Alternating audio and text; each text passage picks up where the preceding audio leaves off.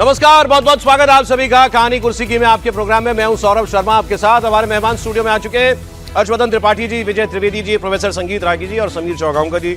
रविवार के दिन विशेषकर आप लोगों का बहुत बहुत स्वागत जी। अच्छा, आज खबरों की शुरुआत उत्तर प्रदेश के साथ। उत्तर प्रदेश में अगले साल चुनाव होना है और जी आप सबको बधाई सर, महाशिवरात्रि की सबको, सब व्यूअर्स को बधाई सर। व्रत कौन कौन है आप में से? केवल आप? मैं आप भी हैं और आप भी हैं, मुझे जहां तक ध्यान में। बहुत अच्छी बात है। अब तो लेकिन नेता लोग जो हैं उनका व्रत जो है वो कि किसी दिन पता नहीं नेता को लोग व्रत लेते हैं कि नहीं, आज हम नहीं बोलेंगे, आज हम कोई टीका टिप्पणी नहीं करेंगे, ऐसा कोई व्रत मुझे तो नहीं लगता कोई लेता होगा। व्रत कैसे भाई बहुत कठोर है। तो आज जो हो रहा है वो मैं आपको बता देता हूँ। यूपी चुनाव में 1 साल बाकी है और अखिलेश यादव अपनी पार्टी में अब कुछ ऐसे लोगों को जोड़ रहे हैं जिनसे उनको लगता है कि ये कुछ वोट ला सकते हैं। अपना कुनबा बढ़ाना अखिलेश यादव ने शुरू कर दिया है। ये जो आप पिक्चर्स देख रहे हैं आपसे थोड़ी देर पहले की हैं। उत्तर प्रदेश में एक बड़ा सियासी कद रखने वाले पूर्व मंत्री नसीमुद्दीन सिद्दीकी ये सब समाजवादी पार्टी में आज शामिल हो गए।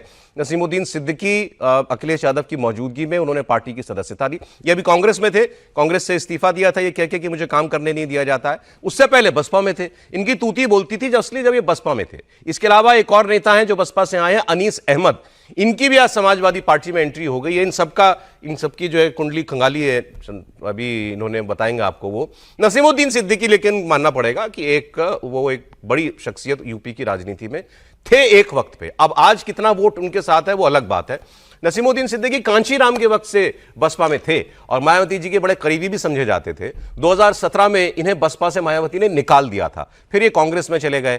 आप सोचिए 8 साल कांग्रेस में रहने के बाद फिर अब ये उन्होंने पार्टी छोड़ दी। तो ये वो तस्वीरें जो सबसे पहले इस वक्त आप देख रहे हैं। अब कल हमने आपको क्या खबर दिखाई दी, याद कीजिए जरा।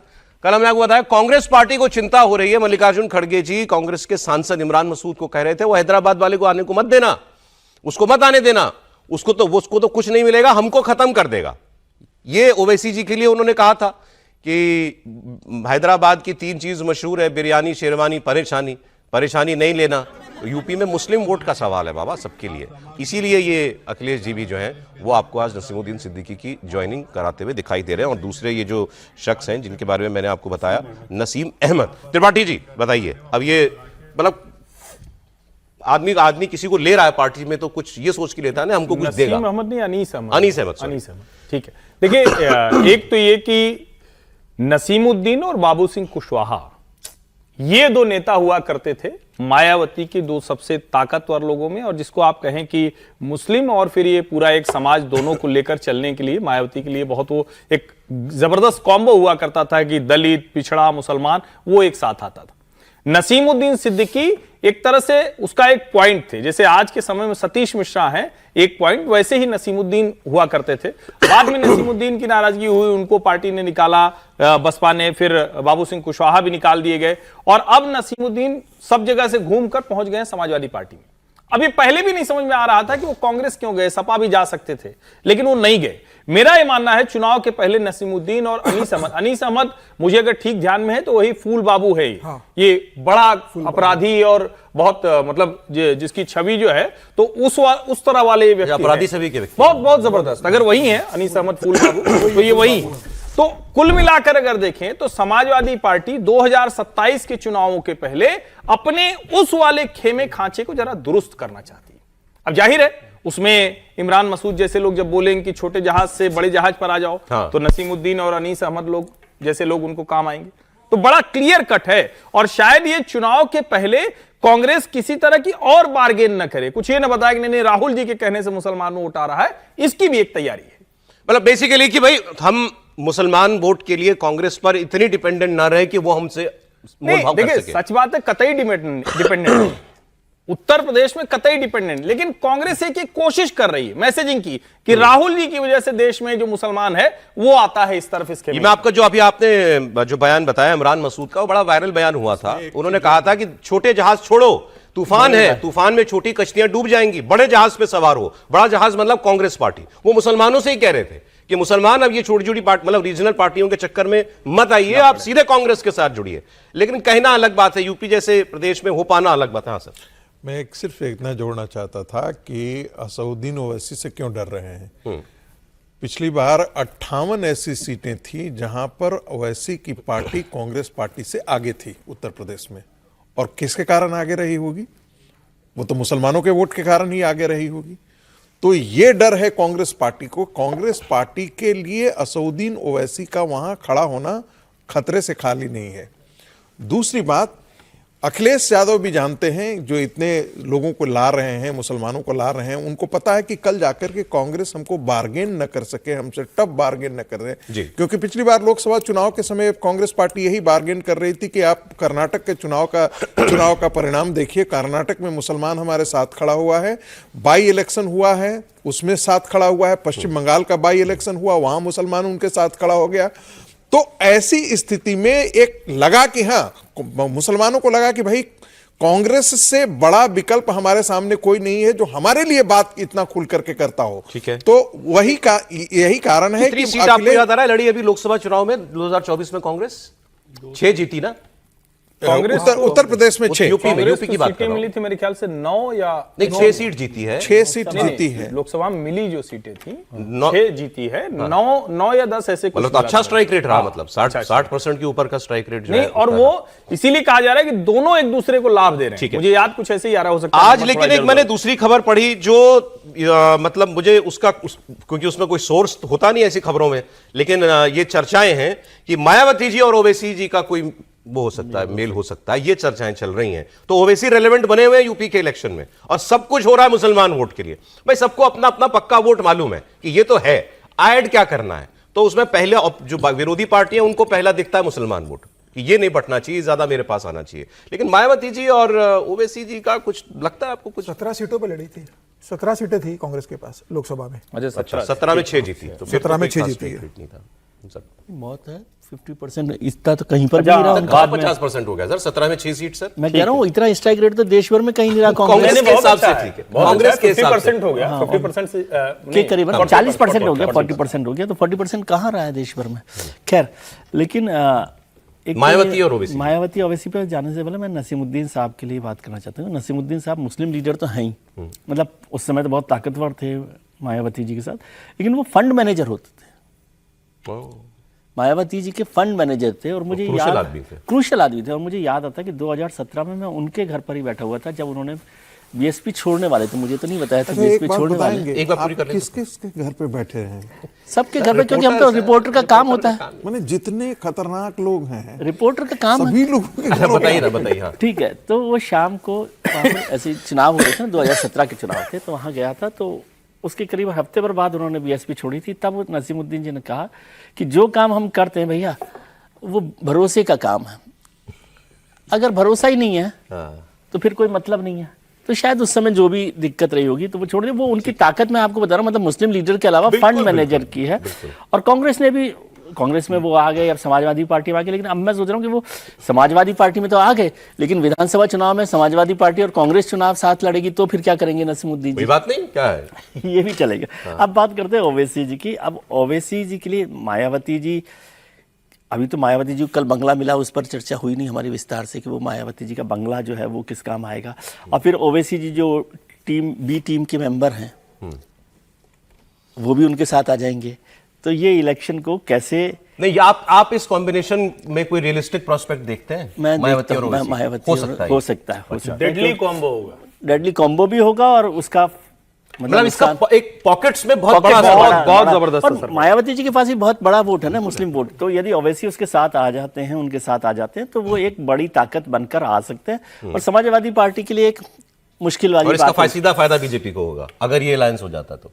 नहीं तो कल तो बंगला मिला है ना, आप भी ऐसी बातें करते हैं। समीर जी, नहीं, अब ओवैसी को टाइप 8 बंगला, टाइप 8 बंगला ओवैसी को लेकर कांग्रेस इतना चिंता कर रही है। लेकिन अगर अभी तेलंगाना के नगर निगम के चुनाव आए तेलंगाना में, ओवैसी तो भारतीय जनता पार्टी से भी बहुत बुरा प्रदर्शन किया। भारतीय जनता पार्टी ने 350 वार्ड जीते हैं, ओवैसी से 70 वार्ड पे जीते तेलंगाना में। तो जिस राज्य के ओवैसी सांसद है, जिस राज्य की ओवैसी की पार्टी है, वहां वो सिर्फ नगर निगम में 70 सीटें जीत रहे हैं और कांग्रेस 1,500 के ऊपर सीटें जीत चुकी है।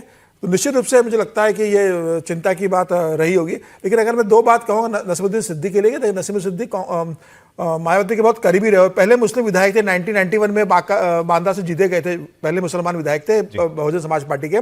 और मायावती के टेन्योर में इन्हें मिनी मुख्यमंत्री किया था। सारे बड़े विभाग इनके पास थे, हेल्थ था, आबकारी था, पीडब्ल्यू था, और तमाम तरह के मामले भी उन्हीं के चल रहे हैं और तमाम आरोप इनके ऊपर लगे। जितने जो अभी जो पार्क बने उसमें घोटाले का आरोप इनके ऊपर लगा। इन्होंने जब बसपा छोड़ी तो उन्होंने एक ऑडियो क्लिप जारी की थी जिसके अंदर आरोप लगाई थी ममता, जिसमें कि मायावती मुझसे 50 करोड़ रुपया मांग रही है, तमाम तरह के आरोप लगे। तो बसपा जब छोड़ी तो इन्होंने पहले बहुजन मोर्चा बनाया, बाद में कांग्रेस में गया। लेकिन कांग्रेस का अगर खड़गे साहब हर कोई अपना मुस्लिम वोट सेट करना चाह रहा है ना सर। चिंता यही कांग्रेस कहती है कि भाई मुसलमान वोट बटना नहीं चाहिए, बचा के रखना है, और आपने मुस्लिम नेताओं को बचा के नहीं रख रहे। खड़गे साहब को ओवैसी की चिंता है, लेकिन खड़गे साहब को यह चिंता नहीं कि उत्तर प्रदेश के कांग्रेस के जो मुस्लिम लीडर्स आपके पास है वो आपकी पार्टी छोड़कर क्यों जा रहे हैं, आप उनको भी तो बचा के रखिए। लेकिन इसमें सबसे इंटरेस्टिंग यही बात है, अगर ये मायावती जी और ओवैसी के गठबंधन वाली बात जो चल रही है, अगर ये वाकई सच है और ये हो जाता है तो फिर तो यूपी के इलेक्शन में एक अलग करंट आएगा, आपको दिखेगा। आगे बढ़ते हैं। अखिलेश जी की एक बात सुना रहा हूं, एक तरफ तो ये मुस्लिम वोट वाला मामला चल रहा है, दूसरी तरफ वो हिंदू वोट मामला वाला संभल नहीं रहा मामला। अब मैंने कभी अखिलेश यादव को ऐसे मुख्यमंत्री योगी आदित्यनाथ के लिए शब्द इस्तेमाल करते नहीं सुना जैसा अभी मैं आपको सुनाऊंगा। वो आपको मालूम है शंकराचार्य अभी मुक्तेश्वरानंद जी वाला वो शंकराचार्य हैं कि नहीं है। योगी जी ने कल खुला बोला, असेंबली में परसों बोला कि हर व्यक्ति नाम के पीछे शंकराचार्य नहीं लगा सकता, और लगा ले तो हो नहीं जाएगा। अखिलेश यादव ने कहा फिर ऐसे ही तो योगी जी बताएं सर्टिफिकेट कहां से लाए हैं, योग कहां से सीखा है उन्होंने। शंकराचार्य जी ने बोला कि योगी एक शंकराचार्य से सवाल नहीं कर सकता। आज अखिलेश यादव ने योगी हटाई दिया, उन्होंने कहा यूपी के चीफ मिनिस्टर मिस्टर बिष्ट। हरे बाबा शंकराचार्य नहीं हो सकता, इस पे क्या कहोगे? वो तो सही कहा उन्होंने, जब आईने में देखते होंगे तो लगता होगा ये बाबा ही नहीं है कोई। कहा है कि सपा को पूजना है तो पूजो। बिष्ट, चीफ मिनिस्टर बिष्ट साहब, लगता आईना देख करके ये बात कह रहे हैं। और जब विधानसभा में गए होंगे भाषण देने तो आईने में देखा होगा तो आईने ने सच्चाई बता दी होगी कि केवल पहनावे से कोई बाबा संत नहीं हो सकता है, कान छिदवाने से नहीं हो सकता है। अच्छा, बीजेपी के बड़े नेता ये तो हमारी गीता भी लिखती है, गुरु नानक जी ने भी यही कहा, क्या कान छिदवा लोगे तो क्या योगी हो जाएंगे आप। और जो दूसरों का सर्टिफिकेट मांग रहे हैं वो अपना सर्टिफिकेट तो दिखा दें कि कौन सी इंस्टीट्यूशन में योगी बने हैं। इसलिए चीफ मिनिस्टर बिष्ट जी जब उन पे कोई काम नहीं बचा है तो वो जनता को धोखा देने में निकल गए। उनकी भाषा देखो, पूजनीय शंकराचार्य जी ने कहा है। ये काम कांग्रेस करती थी, जब योगी आदित्यनाथ मुख्यमंत्री बने तो कहती थी, वो योगी नहीं कहती थी, वो कहते थे अजय बिष्ट। उत्तर प्रदेश के मुख्यमंत्री का नाम है अजय बिष्ट। ये काम लेकिन अखिलेश यादव ने कभी नहीं किया।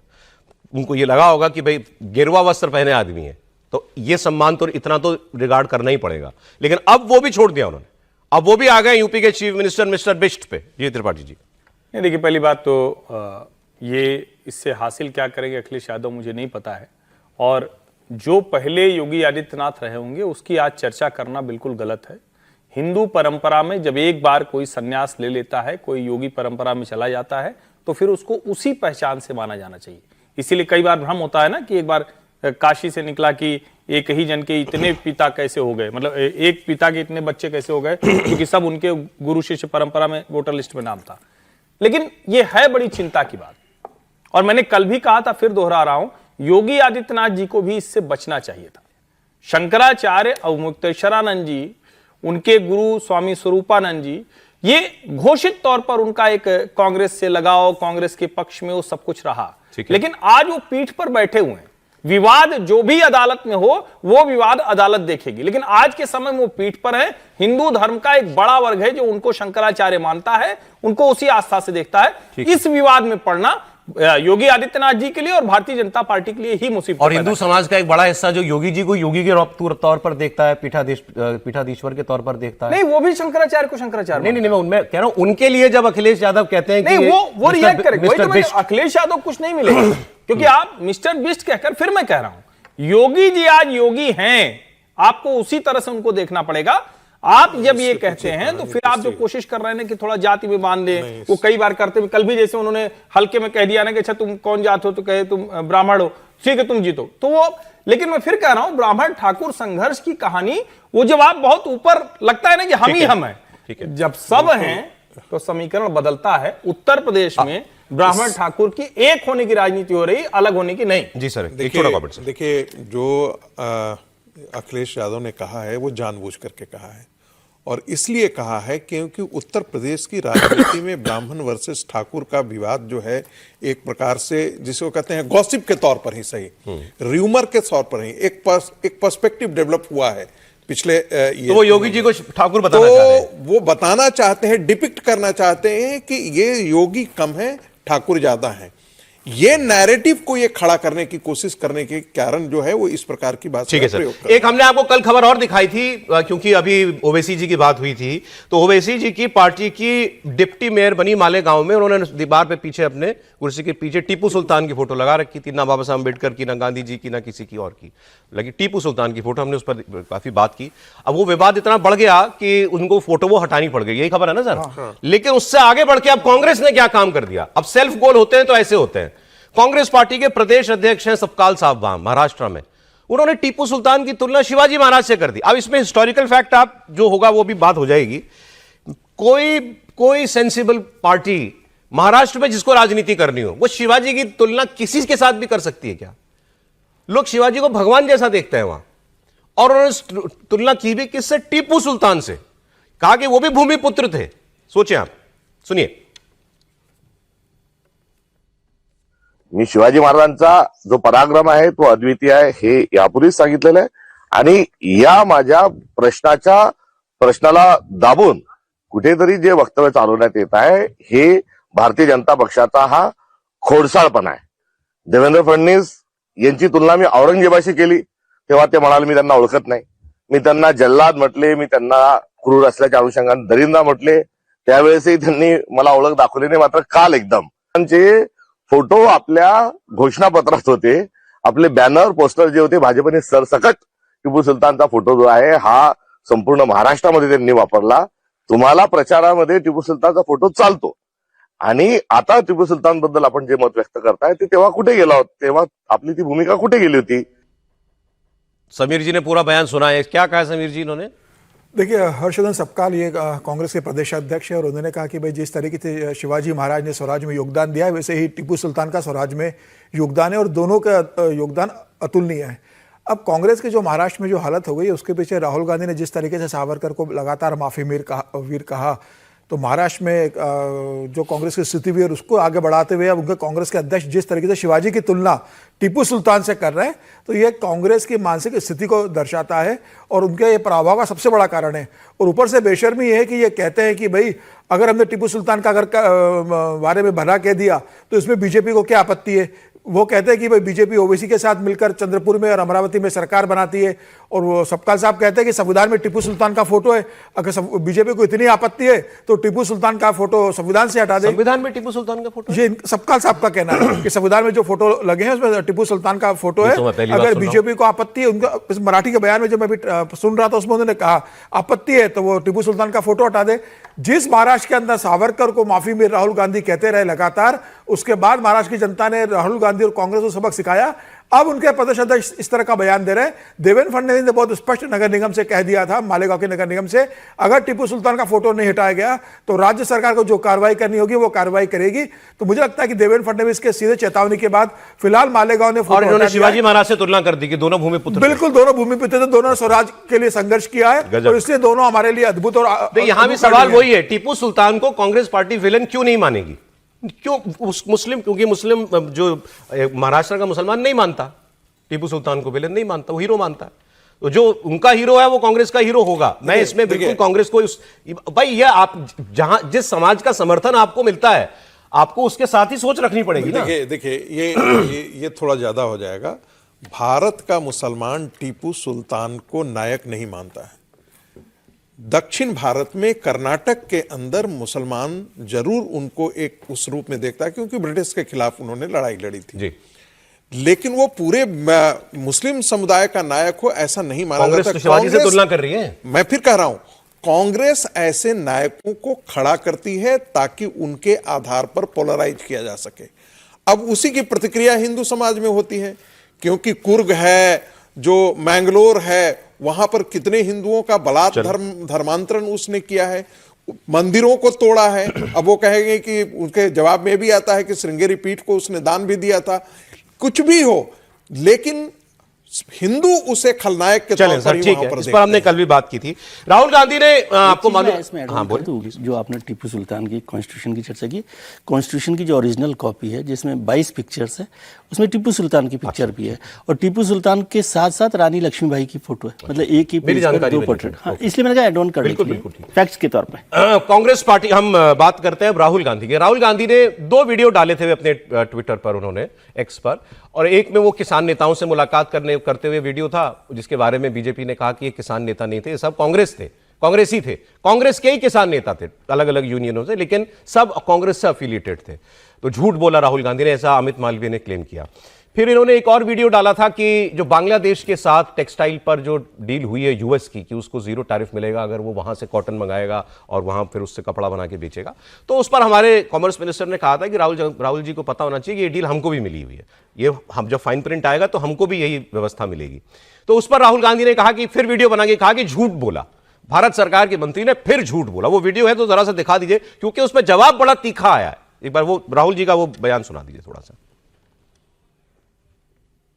हिंदुस्तान का टेक्सटाइल सेक्टर 5 करोड़ परिवारों को रोजगार देता है। नरेंद्र मोदी जी की जो यूएस डील है वो हिंदुस्तान के टेक्सटाइल सेक्टर को खत्म कर देगा, नष्ट कर देगा। ये बात नरेंद्र मोदी जानते हैं और पूरा हिंदुस्तान जानता है। मैंने पार्लियामेंट हाउस में समझाया। अब राहुल गांधी कहना क्या चाह रहे थे कि बांग्लादेश को जो डील मिली है, बांग्लादेश अमेरिका से ऊन कॉटन खरीद के उसको कपड़ा बना के बेच सकता है, वो ऐसा उसको इसमें फायदा इसीलिए है क्योंकि उसके यहां पर कॉटन उगता नहीं है, वो कॉटन इंपोर्ट करता ही है, हमसे करता था, हमसे नहीं करेगा, अमेरिका से कर लेगा, तो उसको तो नेट फायदा है। हमें फायदा इसलिए नहीं है कि हमारे यहां तो ऊन का, हमारा किसान जो है बहुत बड़ा तादाद में वो ऊन की खेती में लगा हुआ है, कॉटन की खेती में लगा हुआ है। अगर आप अमेरिका से 0 टैरिफ का रेट लेने के लिए अमेरिका से ऊन कॉटन मंगाओगे तो यहां किसान का क्या होगा? राहुल गांधी ये बात कह रहे थे। अब इसका जवाब 2 लोगों ने दिया, एक तो जो इनके पीछे हमेशा पड़े रहते हैं निशिकांत दुबे, और दूसरे कॉमर्स मिनिस्टर पीयूष गोयल। पहले निशिकांत दुबे की बात सुनिए। मैंने इतना महामूर्ख जो है लीडर ऑफ द अपोजिशन इस देश में नहीं देखा। आपको पता है कि कपास में उसके किसानों को बचाने के लिए पिछले 8 साल से माननीय मोदी जी ने 11% इंपोर्ट ड्यूटी लगाई हुई है, और ये यूएस ट्रेड डील में भी जो हमारे निर्यातक हैं, जो स्मॉल स्केल इंडस्ट्री चलाते हैं, जो मैक्सिमम निर्यात करते हैं, उनको 0% टैरिफ लगेगा। एक तरफ माननीय मोदी जी ने किसान उत्पादक को, जो कपास उत्पादक हैं, उसको बचाया है, दूसरी तरफ मोदी जी ने टेक्सटाइल इंडस्ट्री को बचाया है, और तीसरी तरफ जो प्रोडक्शन बनाएंगे उनको 0% टैरिफ कैसे मिलेगा, और वो बांग्लादेश जैसी कंट्री। तो निशिकांत दुबे ने तो सीधे सीधे महामूर्ख शब्द इस्तेमाल किया राहुल गांधी के लिए। पीयूष गोयल ने हैरानी जताई, उन्होंने ऐसा तो नहीं बोला, उन्होंने कहा लेकिन मैं हैरान हूं कि राहुल गांधी जैसी समझ का व्यक्ति इस देश का लीडर ऑफ अपोजिशन कैसे बन गया। कि एक ऐसा व्यक्ति जिसको ना अर्थव्यवस्था की समझ, सिर्फ झूठ और फरेब के अलावा और वक्तव्य ट्वीट करने के अलावा उनके पास कुछ बताने के लिए है नहीं, सच्चाई से हजारों मील दूर रहते हैं। भारत की तो कॉटन की क्षमता भी बढ़ेगी, कॉटन की रिक्वायरमेंट भी बढ़ेगी, और ये जो नीति है आयात करके प्रोसेस करके निर्यात करना, ये फॉरेन ट्रेड पॉलिसी में सदियों से चले आ रही है, कोई नहीं। बेसिकली राहुल गांधी के आरोप का जवाब सरकार ये दे रही है, जो कॉमर्स मिनिस्टर बता रहे थे, कि आपकी कॉटन की रिक्वायरमेंट, आपका एक्सपोर्ट इतना बढ़ जाएगा टेक्सटाइल का, आपने ईयू के साथ और कंट्रीज के साथ फ्री ट्रेड एग्रीमेंट किए हैं, अमेरिका के साथ भी जो एग्रीमेंट हुआ है, आपकी एक्सपोर्ट कई गुना बढ़ने वाली है।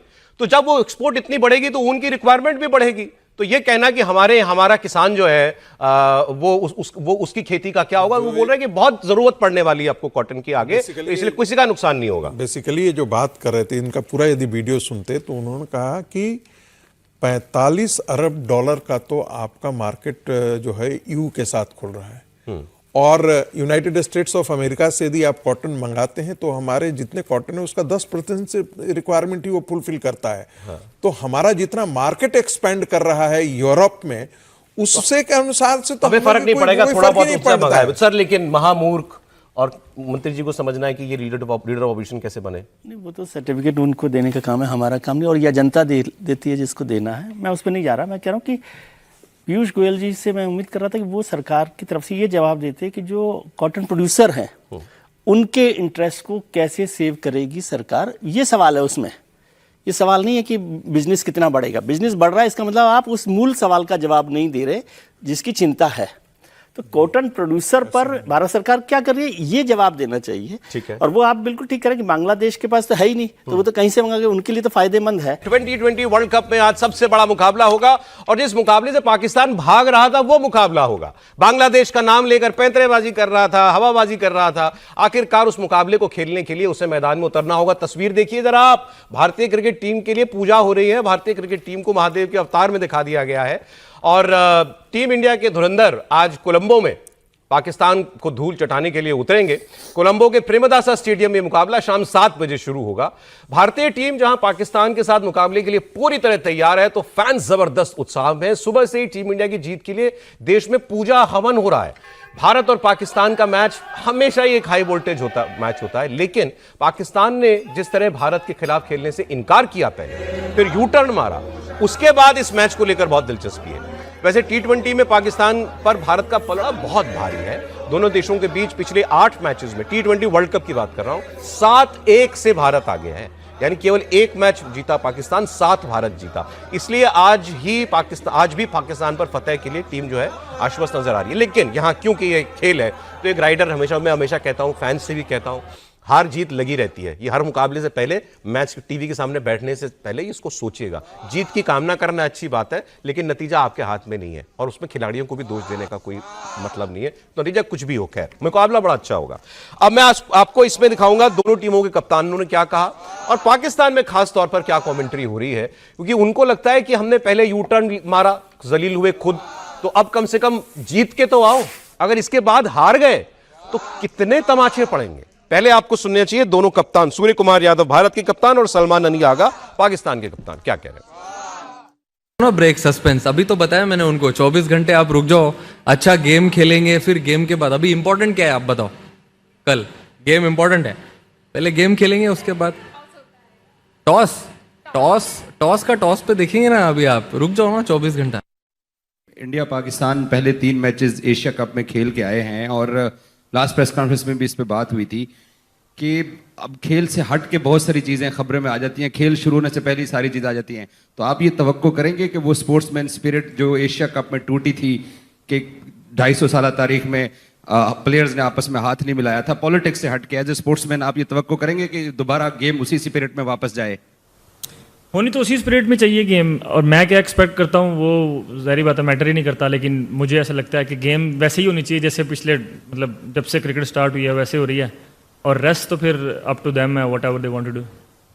अरे मैं तो सबसे पहले ये देखना चाहूंगा जब मैच के लिए टीमें आएंगी तो ये हाथ मिलाती हैं कि नहीं मिलाती, क्योंकि इन्होंने जब ये यू टर्न मारा था कि पहले कहा नहीं खेलेंगे फिर कहा खेल लेंगे, तो शर्तों में एक ये भी था कि ये भारतीय टीम हमसे हाथ नहीं मिलाती, इनसे कई स्पोर्ट्समैन की तरह हमसे हाथ मिलाएंगे, ये भी एक शर्त थी। अब उस वक्त जवाब ये दिया गया कि भाई ये आईसीसी नहीं तय कर सकता ना कि प्लेयर आपसे हाथ मिलाएगा कि नहीं मिलाएगा। लेकिन ये मुझे आज देखना इंटरेस्टिंग होगा कि आज भारतीय टीम इनसे हैंडशेक करती है कि नहीं करती। सर आपको क्या लगता है? मुझे नहीं लग रहा कि अभी करेंगे, लेकिन ये स्पोर्ट्समैन स्पिरिट की बात है, इसमें कोई शर्त और नई शर्त की बात नहीं है। जब खेल ही रहे हैं तो उसमें अब तो हाथ भी मिला लें, हाथ भी मिला लें, इसमें क्या हो गया खेलने में। एक स्पोर्ट्स में, और खेल तो हमेशा आपने जैसे कहा कि खेल में ये तय होगा जीतेंगे कि नहीं जीतेंगे, वेल विशर के तौर पर, या हम विश कर सकते हैं कि भाई जीतना चाहिए, लेकिन कोई जंग तो नहीं हो रही ना। जंग नहीं है, हम हमेशा ही चाहेंगे कि हिंदुस्तान जीते। नहीं, इस बार ड्रामा बड़ा किया ना सर पाकिस्तान ने, नहीं खेलेंगे, हेकड़ी दिखाई। हाँ वो मैं कह रहा हूँ ना उसका, और हम तो चाहेंगे ही, हमेशा चाहेंगे, और वैसे भी चाहने की बात नहीं है। हिंदुस्तान की टीम जो है वो पाकिस्तान के मुकाबले में बहुत मजबूत टीम है, लेकिन खेल तो खेल ही होता है। आप कह रहे हैं हाथ नहीं मिला ले जब खेल रहे हैं, समीर जी हाथ मिलेंगे? नहीं, मुझे लगता है मिलाएंगे नहीं, और मिलाना भी नहीं चाहिए पाकिस्तान से। फिलहाल जिस तरीके से पाकिस्तान का रवैया रहा है, वो पहले शादी वाले फूफा बन गए कि हम मैच नहीं खेलेंगे, हम आएंगे नहीं। उसके बाद में फिर अच्छा आएंगे हम, बांग्लादेश कह रहा है, श्रीलंका कह रहा है तो हम खेलने आएंगे। और उसके बाद अब आप जब आपको लगा कि आपको आर्थिक नुकसान होने वाला है, तो पाकिस्तान ने सोचा कि पिटना तो ही, कम से कम पैसे तो मिल जाए। मैच भरी हालेंगे, लेकिन कुछ पैसा तो मिलेगा ऐसी तो खेलने के लिए चले आ गए हैं। तो भारत का जो प्रदर्शन रहा है उसमें पाकिस्तान की हार निश्चित है। अगर आप देखेंगे तो जैसे आपने बताया कि 8 में से 7 मैच भारत जीती है, और अगर वर्ल्ड कप की T20 वर्ल्ड की बात करें तो पिछले 10 मैच लगातार भारत जीती है। 2024 में 8 मैच लगातार जीती थी, और अभी इस वर्ल्ड कप में 2 मैच जीत चुकी है। तो भारत लगातार जीत रही है। और जिस तरीके से ईशान किशन का परफॉर्मेंस में, भारत के कप्तान सूर्य कुमार यादव का परफॉर्मेंस चल रहा है, अभिषेक शर्मा आज खेलेंगे कि नहीं, थोड़ा उनकी हेल्थ का इश्यू चल रहा है, वो आते कि नहीं, उनको देखने वाली बात होगी। आप कह रहे हैं फॉर्म में हाथ नहीं मिलाने भी नहीं चाहिए, बिल्कुल मिलाना भी नहीं चाहिए, और मुझे लगता है मिलाएगी भी नहीं। मैं आपको जरा थोड़ा पाकिस्तान के रिएक्शंस दिखाता हूं। अब भारत के पूर्व क्रिकेटर्स जो हैं वो टीम इंडिया की जीत को लेकर बड़े कॉन्फिडेंट हैं। पाकिस्तान के जो एक्स क्रिकेटर्स हैं, मतलब सीनियर प्लेयर्स इनके, वो बड़े आशंकित हैं कि इस मुकाबले में पाकिस्तान भारत पर किसी भी तरीके से जीत सकता है या नहीं। पिछले मुकाबलों में से अगर आप इस मुकाबले को कंपेयर करें तो इसमें पाकिस्तान जो है वो करीब आ रहा है भारत से। अभी भी भारत स्ट्रॉन्ग फेवरेट शुरू होंगे, इसमें कोई शक नहीं है, क्योंकि देखें वो जिस तरह से खेलते हैं, फेयरलेस क्रिकेट खेलते हैं, फिर उनके पास मैजिशियंस भी हैं। ओवरऑल अगर आप 4-5 विकेटें ले भी लें, उसके बावजूद भी वो टीम खड़ी रहती है बैट के साथ। इसी तरह से बॉलिंग में वो कम बैक करते हैं, वो बाउंस बैक करते हैं, और ये इसी वजह से वो दुनिया की बेहतरीन टीम है। और अपने आप को टेस्ट करने का पाकिस्तान को एक और मौका मिला है। बट मैं सिर्फ यही सजेस्ट करूंगा कि ग्राउंडेड रहें और भरपूर मेहनत करें। देखिए, आप लड़के अगर हार जाते हैं दैट्स फाइन, क्रिकेट में हार जीत होती है, बट पता चलना चाहिए दूसरे को कि आप भी आए हैं मैदान में और आप भी खेलने के लिए आए हैं, और इस दफा चीजें मुख्तलिफ होंगी और हम आपके लिए चीजें मुश्किल बनाएंगे। बाबर आजम मैच जितवाएगा इंशाल्लाह। आपका फेवरेट प्लेयर बाबर आजम का, क्योंकि बाबर को एग्जैक्टली आइडिया है, बिल्कुल उसे पता है, वो प्लेयर है, उसको पता है कि ये मैच उसके लिए कितना इंपॉर्टेंट है। ये उसका मेक और ब्रेक मैच है बाबर आजम के लिए। अगर वो कल यहाँ पे पाकिस्तान के लिए परफॉर्मेंस करता है और पाकिस्तान जीतता है, उसका T20 का क्रिकेट रिवाइव हो जाएगी। लेकिन खुदा न ख्वास्ता इसके बरक्स होता है, so that can be may be his last chance. ये तो कह रहे हैं भाई बाबर आजम बड़ा सीनियर प्लेयर है, अगर आज हार गए तो शायद इसका आखिरी मुकाबला हो। पाकिस्तान में डर की वजह भी है, आप जैसे मैंने आपको रिकॉर्ड बताया, भारत का रिकॉर्ड बहुत बेहतर है पाकिस्तान के ऊपर। लेकिन जो रमीज राजा ने बात कही ना, उनकी बातों में साफ दिख रहा था कि त्रिपाठी जी उनको उम्मीद नहीं है कि जीतेगा पाकिस्तान। उन्होंने कहा लेकिन लड़के हिंदुस्तान को लगे कि तुम लड़े। नहीं, ठीक है, ये मन में इच्छा होनी चाहिए। जैसे हम हमेशा जीतने की बात करते हैं, तो वो वहां पे आ गए हैं कि लगे कि लड़े, मतलब ये डिफरेंस थोड़ा समझिए। हमें ये है कि हम जीतेंगे ही जीतेंगे, इसलिए नहीं कि भावना भर है, हमारी टीम इतनी शानदार है। और उनको क्या हो गया कि भाई लगे कि लड़े, कितना पिटे, कैसे मतलब हारे, उससे ज्यादा है कि बस लड़े। एक ऐड कर, मुझे लगता है कि अच्छा है रियलाइजेशन। अगर ये वाला रियलाइजेशन थोड़ा दूसरी तरफ भी हो जाए ना, तो बहुत कुछ मामला ठीक। ये सोच जो है पाकिस्तान की सेना की सोच है। ये इंडिया से कभी लड़ाई जो है वो जीतने के लिए नहीं लड़ते, क्योंकि उनको पता है वो नहीं जीत सकते। मैं आर्मी की बात कर रहा हूं, बिल्कुल वो उनका भी यही है, वो लड़ के दिखा दो एक बार कि हम तुम्हारे सामने लड़ खड़े हो सकते हैं। और इसीलिए बार बार कई लोग जो है भारत में जो थोड़े हार्ड लाइनर्स हैं, वो कहते हैं कि भारत भी एक बार ऐसा मारे कि तुम उसके बाद खड़े ना हो पाओ। नहीं देखिए, लेकिन पाकिस्तान में तो प्रॉक्सी वार कर सकते ना फौज वाले, क्रिकेट में प्रॉक्सी वार नहीं हो सकती ना, ये दिक्कत है। यहाँ खिला ले, इंग्लैंड के खिलाड़ी खिला ले, किसी के खिला ले, कि वो नहीं, यहाँ बीच में कोई मतलब वहां से कूद नहीं सकता ना, बीच में धड़ाम से कूद जाए। एक चर्चा पाकिस्तान में ये भी चल रही है, देखिए भारत ने हाथ क्यों नहीं मिलाया था पाकिस्तान से? वो टूर्नामेंट था, वर्ल्ड कप ही था ना सर, नहीं एशिया कप। तो उससे पहले पहलगाम हुआ था, पहलगाम का आतंकवादी हमला पाकिस्तान ने कराया था। तो वो हमारा एक प्रोटेस्ट था, भाई ठीक है खेल रहे हैं तुम्हारे साथ, लेकिन कोई हमारी तुमसे कर्टसी नहीं है। पाकिस्तान के लोग कह रहे हैं कि अभी बलूचिस्तान में जो आतंकवादी हमला हुआ, तुमने, सरकार ने कहा भारत ने कराया, भारत फंडिंग करती है, तो क्यों खेल रहे हो फिर? ये वहां के लोग पूछ रहे हैं, इनसे सरकार से पूछ रहे हैं कि और पहले जब तुमने एक बार स्टैंड ले लिया था तो फिर उसके बाद तो ना पलटते कम से कम।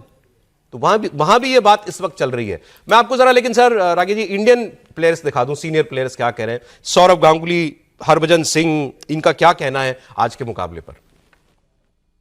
हाई वोल्टेज होना चाहिए, पिछले कई सालों से हाई वोल्टेज हुआ नहीं है। हाइप होता है, टीवी होता है, सब होता है, बट मैच का क्वालिटी अच्छा होना चाहिए। इंडिया बहुत अच्छा टीम है, बहुत पावरफुल टीम है, छक्के मारते हैं बहुत इंडिया की बल्लेबाज। अभिषेक शर्मा फिट है, वो इंडिया के लिए बहुत अच्छी खबर है।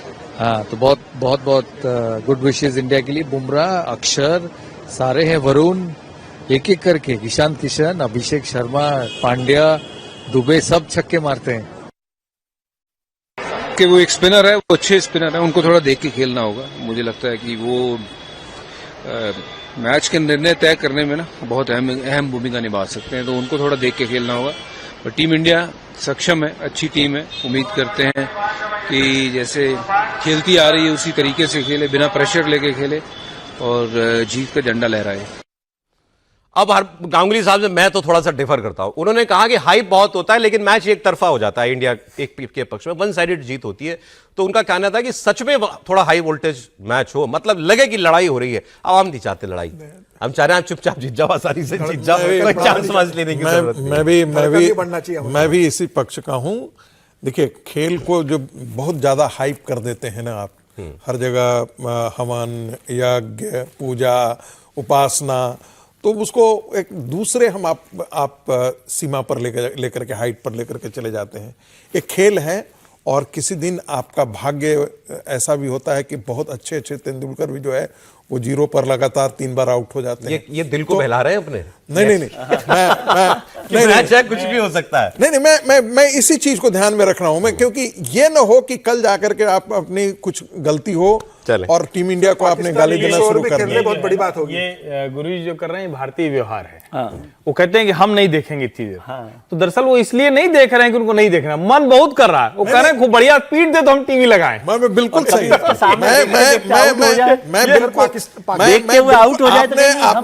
आपने हमारे मन की बात छीन ली। इच्छा यही है कि खूब पिटाई हो, खूब धुलाई हो उसकी। खेलिए आप लोग, क्रिकेट खेलिए। अब आ जाए आप लोगों की, पाकिस्तान 20 ओवर भी नहीं खेल पाएगा। आपकी दुनिया में आ जाए, पॉलिटिक्स की दुनिया में फिर से आ जाए। ठीक, चले। आपने ऐसे क्यों कहा कि हम लोगों की दुनिया पॉलिटिक्स, असली दुनिया तो वही है आपकी, उस पर आ जाते हैं। चलिए, क्योंकि त्रिपाठी जी का मन थोड़ा उस पर भी बोलने का कर रहा था, राहुल गांधी वाले पे जो ऋषिकांत दुबे ने बोला, उसमें मेरे पास एक और वो भी ले लीजिएगा जरा। ऋषिकांत दुबे ने जो इंदिरा गांधी की सदस्यता कैसे गई थी, ऐसे मोशन मूव किया था मोरारजी देसाई ने और उनकी सदस्यता गई थी, वो मंगवा लीजिए खबर, वो उसको भी करेंगे। ठीक है, क्रिकेट से ज्यादा महत्वपूर्ण। हाँ, अब मैं अभी आपको दिखा रहा हूं, ये भी इंटरेस्टिंग है खबर।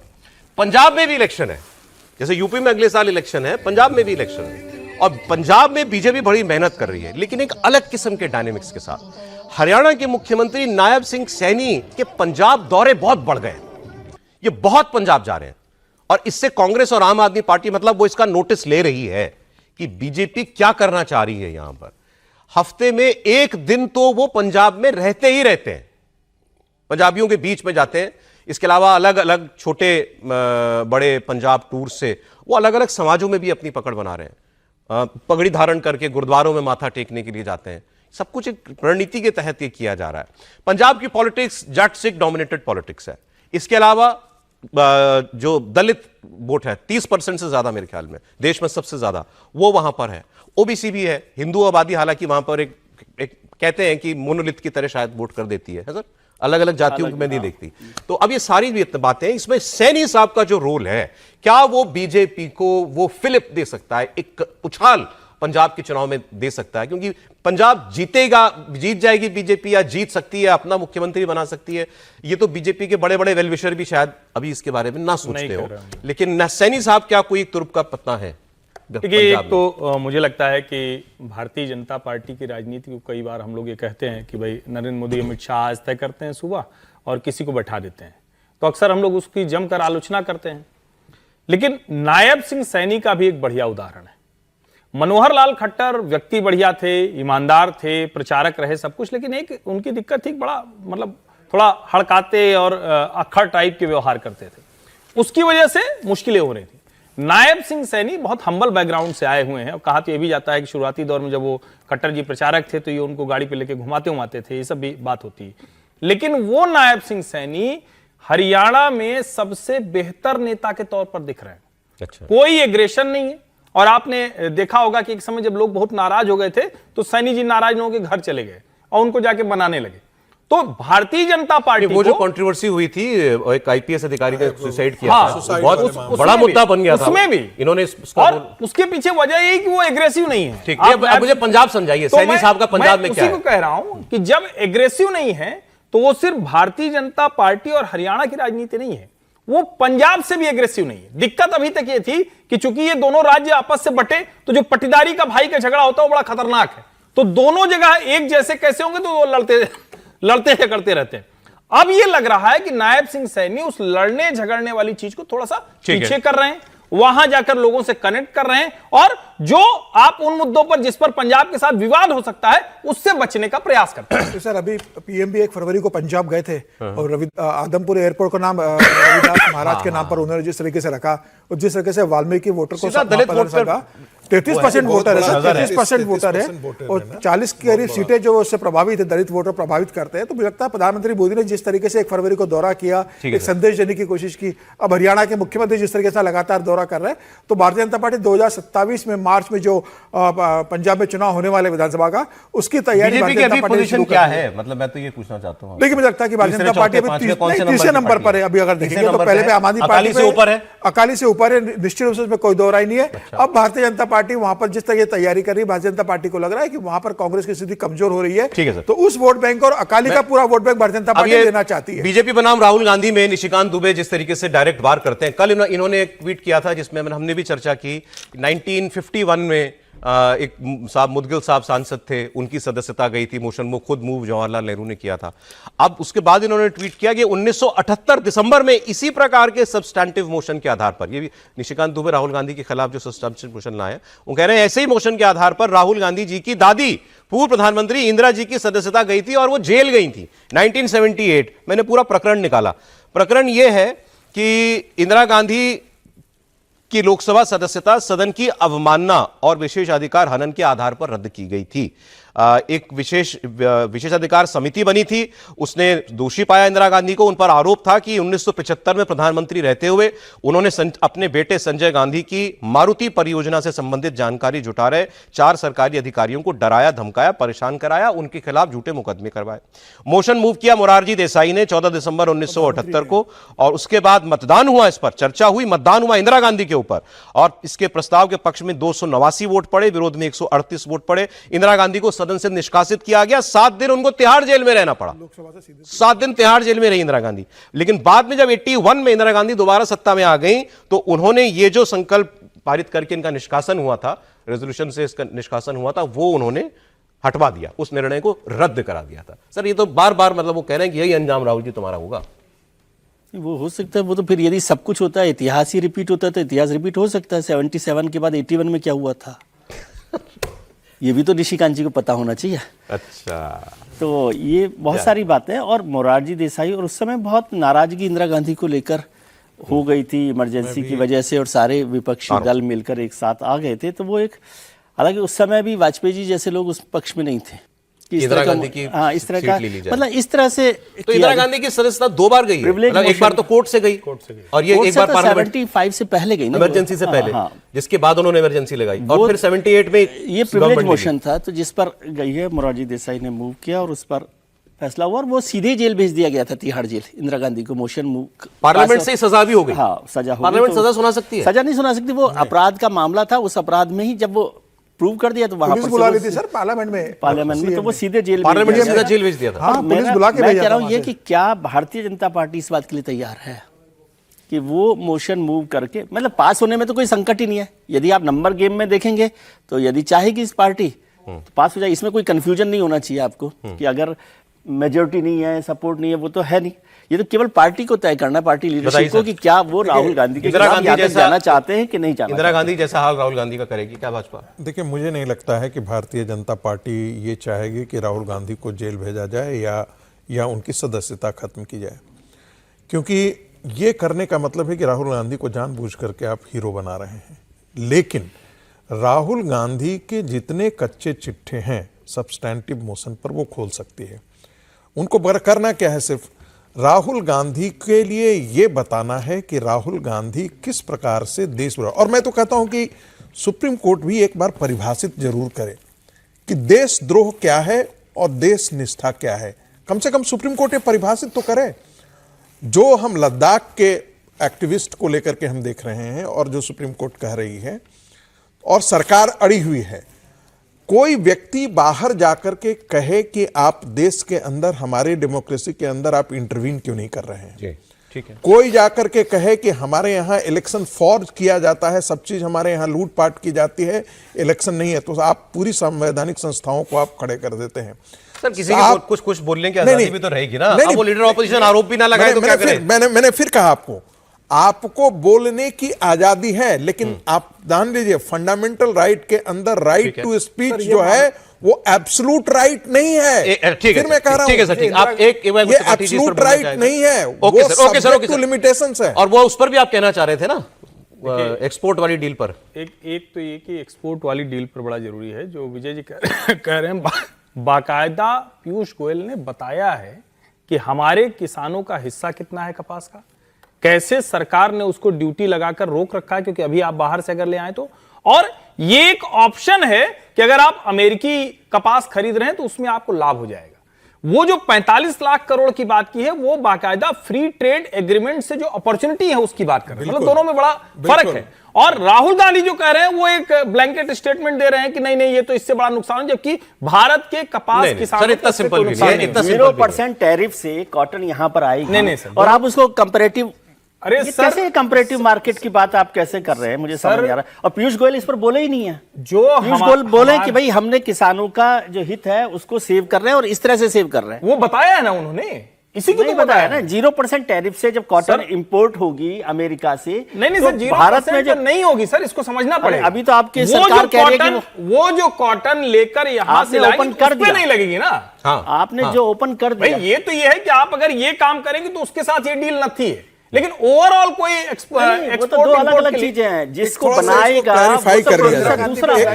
थोड़ा सा ब्रेक का समय हो गया। एक लाइन इनकी इंदिरा गांधी पे बची है। देखिए राहुल गांधी का मामला इंदिरा गांधी से बहुत अलग है। निशिकांत दुबे को शायद जानकारी नहीं है, इंदिरा गांधी लोकसभा चुनाव हार गई थी, उसके बाद चिकमंगलुरु से उपचुनाव जीतकर वो लोकसभा पहुंची थी। तो उस समय मोरारजी देसाई ने बैठक बुलाई, उसमें मोरारजी देसाई थे, चौधरी चरण सिंह थे, जगजीवन राम थे, अटल बिहारी वाजपेयी थे, लालकृष्ण आडवाणी थे। उस बैठक में मोरारजी देसाई कहते हैं कि मैं इंदिरा गांधी को किसी भी हालत में लोकसभा में देखना नहीं चाहता हूं। लालकृष्ण आडवाणी ने अटल बिहारी वाजपेयी ने इसका विरोध किया कि नहीं वो जीत कर आई है, आप इसके खिलाफ नहीं रह सकते। लेकिन जगजीवन राम की जिद थी मोरारजी देसाई की कि इंदिरा गांधी को किसी भी तरह से बाहर करना है। पाकिस्तान में इस वक्त लोग जो है सड़कों पे निकले क्योंकि इमरान खान को अब रिहा कराना है और लोगों को लगता है कि आसिम मुनीर इमरान खान को जेल में मार डालेगा। एक आंख तो उसकी खराब कर ही चुका है। पाकिस्तान के शहर शहर में कोहराम है। तस्वीरें आपको दिखाएंगे। पाकिस्तान तहरीक इंसाफ मतलब इमरान की पार्टी के कार्यकर्ताओं ने आसिम मुनीर के खिलाफ विद्रोह का बिगुल इस बार लगता है कि असल में फूंक दिया है। जगह जगह इमरान खान के समर्थक मोर्चे निकाल रहे हैं, रैलियां कर रहे हैं और इनका इल्जाम है कि मुनीर के इशारों पर जानबूझकर जेल में इमरान को अंधा कर दिया गया। यही वजह है कि उनका ठीक से इलाज तक नहीं कराया क्योंकि ये चाहते हैं कि जेल में ही कुछ हो जाए इमरान को, तो ये झगड़ा ही खत्म हो जाए, हमारी परेशानी ही खत्म हो जाए। इन समर्थकों ने मांग की इमरान को तुरंत रिहा करें, किसी अच्छे अस्पताल में उनकी पसंद के डॉक्टरों से उनका इलाज कराया जाए। और इस मांग को लेकर पीटीआई के वर्कर्स इस्लामाबाद से लेकर खैबर पख्तूनख्वा, सिंध हर जगह सड़क पर उतरे हुए हैं, हाईवे बंद करा रहे हैं, आगजनी कर रहे हैं। और पाकिस्तान की सरकार ने एक मेडिकल बोर्ड बनाने की बात कह दी है, लेकिन इमरान खान की बहन ने इस बोर्ड को और उसकी रिपोर्ट को सिरे से खारिज कर दिया। उन्होंने कहा कि हम तुम्हारी रिपोर्ट नहीं मानेंगे, पता नहीं तुम्हें सच बता रहे हो कि नहीं बता रहे हो। पहले ये प्रदर्शन की तस्वीरें अच्छे से दिखा दीजिए, फिर इमरान खान की बहन की बात सुनिए।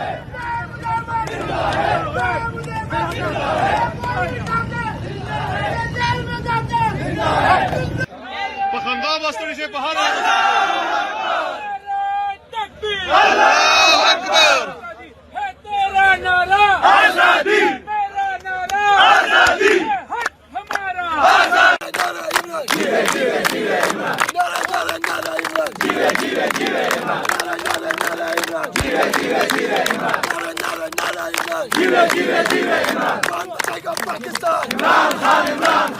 वो ये कह रहे हैं, हमें फोन आया था रात को, वो कह रहे हैं हम अस्पताल में करवा देंगे, लेकिन इमरान खान के अपने मौलिज डॉक्टर्स मौजूद नहीं होंगे, ये उन्होंने कहा, और ना ही फैमिली मेंबर होगा कोई। अब ये किस किस्म की बात है? ये होते कौन है? ये कौन होते हैं कहने वाले के मौजूद नहीं होंगे? क्यों? क्योंकि छुपा के करना है, क्योंकि आप डॉक्टरों को कंट्रोल कर लेंगे, रिपोर्ट्स कंट्रोल करेंगे, हमें कबूल ही नहीं है, हमें इस किस्म का इलाज नहीं चाहिए। उन्होंने यही ऑफर किया। अस्पताल बड़ा एहसान कर रहे हैं कि अस्पताल ले जाएंगे। इनको शर्म आनी चाहिए। पहले इमरान खान के साथ ये जब जुर्म कर चुके हैं, इनको शर्म आनी चाहिए जो ये कर रहे हैं। हमें नहीं कबूल, जब तक इमरान खान के डॉक्टर्स मौजूद नहीं होंगे साथ और वो एक एक चीज को नहीं खुद सुपरवाइज करेंगे, हम कबूल ही नहीं करेंगे। बड़ी इंपॉर्टेंट बात कह रही हैं अलीमा खान, ये बहन है इमरान खान की, कि हमें फोन आया सरकार से कि इमरान खान को अस्पताल में शिफ्ट कर देंगे, लेकिन डॉक्टर तुम्हारा नहीं होगा, डॉक्टर हमारा ही होगा, और परिवार को भी कोई इजाजत नहीं देंगे। अब वो कह रही थी कि कुछ शर्म करें। शर्म तो वो करे जिसके पास हया जैसी कोई चीज हो। वो आसिम मुनीर और शहबाज शरीफ में कहां से आएगी? लेकिन जब आप बाहर निकालने को, जेल में जाने को आप तैयार क्या हो, मजबूर हो, नहीं तो वो आदमी, उसको जेल में कुछ हो गया तो पूरा पाकिस्तान में आग लग जाएगी। तो इतना तो अलीमा खान ने कंफर्म कर दिया ना, जो हम कल बात कर रहे थे, कि इनको तो अस्पताल तो ले जाना ही पड़ेगा इमरान, लेकिन अब उसमें तुर रहा है कि डॉक्टर हमारा और परिवार भी नहीं रहेगा साथ में। अरे आदमी बीमार हो गया, एक आंख से अंधा हो गया, तुम परिवार को नहीं मिलने दोगे? परिवार से मिलने दोगे तो क्या? डर वही है, ये फैमिली से मिलेगा तो कुछ बोलेगा तो बाहर आग लगेगी, यही डर है। क्यों सर? आग तो लगी गई है, फैमिली मिले ना मिले, और ये तो मतलब बहुत ही बेशर्मी वाली बात होगी। आप कह रहे हैं कि हया नहीं है, सही बात कह रहे हैं कि, और मजबूरी में उनको ये करना पड़ रहा है। हम लोग लगातार चर्चा कर रहे हैं कि दबाव इतना बन गया है कि मुनीर साहब को अब रास्ता निकालना ही पड़ेगा, कि कैसे रास्ता निकाले। लेकिन ये तो बहुत ही इस तरह की बात है कि ह्यूमैनिटेरियन ग्राउंड पर भी कि आप डॉक्टर भी उनकी पसंद का ना दे, उनका डॉक्टर देने में क्या, इसका मतलब है कि क्या आप कोई ऐसी रिपोर्ट बनाना चाहते हैं, क्या आप कुछ ऐसा छिपाना चाहते हैं? डॉक्टर में उनको क्या परेशानी कि क्यों डॉक्टर को ना दिया जाए? और परिवार वालों से मिलने में भी कोई, परिवार वालों से मिले ना मिले, इमरान खान की आग जो है वो पाकिस्तान में लगी हुई है, लग गई है। हाँ, लग गई है। आप देख ही रहे सड़कों पर भी, आप तो देखिए, कम से कम मुनीर साहब नहीं देख रहे तो नहीं। मैं आपसे पूछना चाह रहा हूँ कि ये फर्जी रिपोर्टें बनाना, इमरान को अस्पताल में कुछ करा देना, ये सब हो सकता है वहाँ? बहुत आसानी से, ऐसा कोई मुश्किल काम नहीं है, ऐसा होता है। बल्कि हम लोग चर्चा कर रहे थे कि कई बार ऐसा भी होता है, मतलब मैं ये आरोप के तौर पे कह सकता हूँ, ऐसी जानकारी होती है कि जब जेल में ऐसे बड़े लीडर्स को डाल दिया जाता था तो उनको एक स्लो पॉइजनिंग वाला जो एक्सरसाइज होती है, स्लो पॉइजनिंग का मतलब पॉइजन नहीं देना, लेकिन शरीर को ऐसी हालत तक पहुंचा देना कि खत्म हो जाए। एक जगह एक तस्वीर और दिखा देता हूं आपको, फिर भी मुनीर की बात हुई तो मुनीर कहां है ये भी बताते हैं आपको। पाकिस्तान के शहर में सड़कों पे घमासान है। एक और तस्वीर आप देखिए, इमरान खान के समर्थक इस बार बिल्कुल आर पार के मूड में, बड़ी इस तादाद में लोग रात दिन सड़कों पे डटे हुए हैं।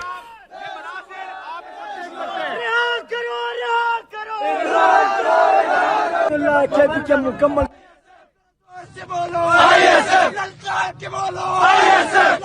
तमाम कारकुन निकले, आप एक हैं, हजार हैं, कोई फर्क नहीं पड़ता। फर्क ये पड़ता है कि आप जुल्म के साथ हैं या आप हक के साथ खड़े हैं। हजरत इमाम हुसैन 72 लोगों के साथ करबला में डटे रहे क्योंकि वो हक के ऊपर थे। तमाम लोग, इमरान के लोग सड़कों पे आ गए, पहले नहीं निकल रहे थे लेकिन अब निकलने लगे हैं। अब आसिम मुनीर कहां है इस वक्त, और आसिम मुनीर क्या सोच रहा है? एक जर्नलिस्ट ने इनके खबर दी, शहजाद अकबर उनका नाम है।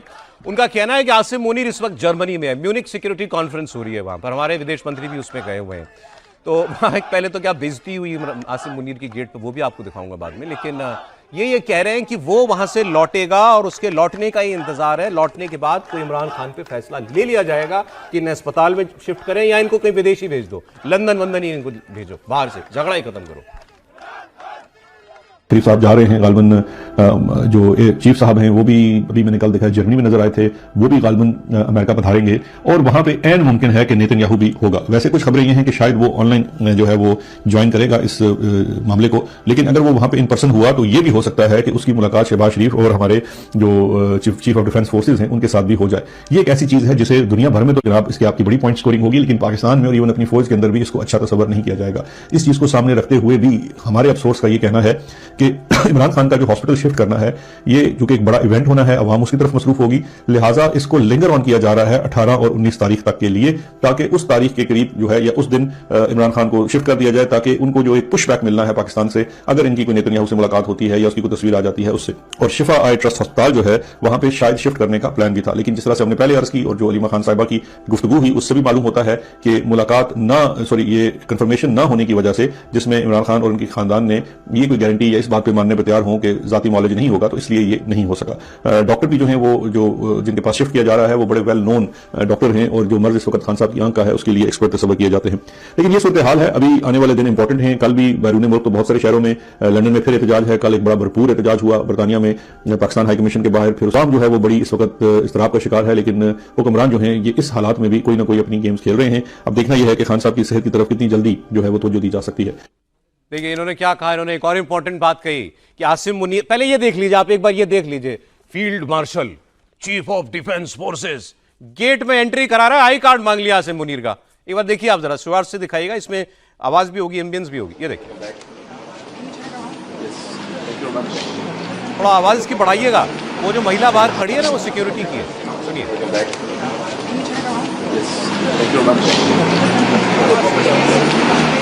Are you the general? तुम जनरल हो? जनरल हो तो भी तभी अंदर जाओगे। और मुनीर साहब कह रहे हैं यस यस, ये तो औकात है। मुनीर साहब ने कहा नहीं, साथ में कटोरा भी लाया हूं। वो पीछे पीछे वो जो है वो आई कार्ड लेके आदमी चल रहा है, दिखा रहा है कि हमारे मुनीर उस आदमी की कुछ भी कहो, उसने जो पोस्ट अपने को दे रखी है वो उसका कोई वैल्यू है, कोई मतलब है? गेट में लड़की रोक के पूछ रही है सर, उसका पाकिस्तान में वैल्यू है, पाकिस्तान के बाहर उस पोस्ट की कोई वैल्यू नहीं है। आप ये भी तो समझिए ना, म्यूनिख सिक्योरिटी कॉन्फ्रेंस में इनको बुलाया ही क्यों गया, ये भी तो सवाल है ना। कायदे से मतलब असली सवाल तो यही है। उसके बाद वो जो उनकी जलालत वाली है, उसको क्या करेंगे भाई? वो तो उनको रोज ही होती है, एक और नया हो गया। लेकिन म्यूनिख सिक्योरिटी कॉन्फ्रेंस में इनको भाई साहब को किस मतलब क्या ये करेंगे? कौन सी ऐसी दुनिया की सुरक्षा चिंताओं में ये क्या जोड़ पाएंगे या क्या बेहतर? तो लाडला है ना ये ट्रंप का, सर है, आप ऐसी बात कर रहे हैं। अभी तो है माना जाता है औकात, ट्रंप तो मानते ही कम से कम। अभी भी मान रहे हैं आप? ट्रंप मान रहा है। नहीं, इधर तो ऐसे व्यवहार नहीं, इधर तो आपने डार का स्टेटमेंट नहीं सुना कि टॉयलेट पेपर की तरह यूज करके हमको अभी यूज हो रहे हैं ना, अभी फिकने बाकी हैं ये। इसकी शान और शौकत देखो सर, इसकी शान और टॉयलेट शौकत पेपर देखो। जिस काम आता है अभी वो काम हो रहा है। और दूसरी बात ये देखिए, सामान्यता ऐसे कॉन्फ्रेंस में जो होता है वो होस्ट की तरफ से कोई रिसीव करने वाला होता है। एग्जैक्टली सर, कोई प्रोटोकॉल दिया जाता है। कोई वहां पर रिसीव करने वाला नहीं था, ये व्यक्ति वहां पर चला आ रहा है, इसको कोई रिसीव करने वाला नहीं। देखो, बड़ा एबनॉर्मल है ये। शान और शौकत देखो, पाकिस्तान के पास घर के खर्चे चलाने के लिए पैसे नहीं है, लेकिन 2 चार्टर्ड प्लेन लेके गया है साथ में। ये मतलब इसकी शान और शौकत देखो कि भाई एक प्लेन से नहीं गए, 2 प्लेन इसके साथ गए। अब जो उसके सुरक्षा कर्मी गए हैं, कि इसके कपड़े उसके अंदर गए हैं, या ऐसे खानसामा खाना बनाने वाला गया है। इसके बाद सर, इसके बाद ये अमेरिका जाएगा और वहां हो सकता है नेतन्याहू से मुलाकात हो। तो वो ये कह रहे हैं कि इमरान खान वाला तमाशा जो है उसको थोड़ा अभी टेम्परेचर अप करके इसलिए रखना है ताकि पाकिस्तान में लोगों को वो ज्यादा नजर आए। और क्योंकि अगर ठंडे माहौल में ये खबर आ जाएगी कि नेतन्याहू से आसिम मुनीर मिल लिया तो कपड़े फाड़ देंगे पाकिस्तान में। इसीलिए भी इमरान खान की वाली कंट्रोवर्सी जिंदा रखना। लेकिन एक मौका है मुनीर साहब के पास इमरान साहब को बाहर भेजने का, कि वो इलाज के नाम पे भी इलाज यहाँ ठीक नहीं हो रहा है, एक बेहतर इलाज के लिए। सर मैंने बहुत देखी वहां की खबरें, कहीं नहीं आ रही खबर कि इमरान खान विदेश जाने को तैयार है। सिर्फ इतना आ रहा है कि इमरान खान अस्पताल जाना चाहते हैं। इमरान खान, जब तक इमरान खान का कंसेंट पेपर पर सिग्नेचर नहीं होगा वीजा वगैरह के लिए, तब तक आप कैसे किसी को भेज देंगे बाहर?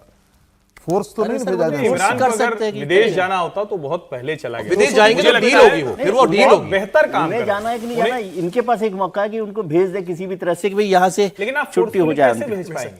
वो जाना नहीं चाहते। इमरान खान और उनकी पार्टी तो बिल्कुल तैयार है ना कि ऐसी कोई कोशिश करें और वो फिर पाकिस्तान में आग लग थोड़ी करता सर। मुझे लगता है पाकिस्तान में आग लग जाएगी अगर ऐसा दोनों में से कोई हुआ तो। एक तस्वीर दिखा रहा हूं आपको, मुनीर घूम रहा है अभी जर्मनी। आसिम मुनीर के सेना के जवान बीएलए के कब्जे में हैं। आप प्रूफ दे दिया इस बार बीएलए ने, बलोचिस्तान लिबरेशन आर्मी ने, जिन्होंने अभी 30-40 जगहों पर हमले किए थे। ये पाकिस्तान की सेना के जवान जमीन पे बैठाए हुए हैं इनके, और इनसे वीडियो बनवा रहे हैं कि बीएलए ने हमको कैप्चर कर लिया है, इनकी शर्तें मानिए, हमको रिहा कराइए। ये अब सुनिए। मजबूत सिपाही है।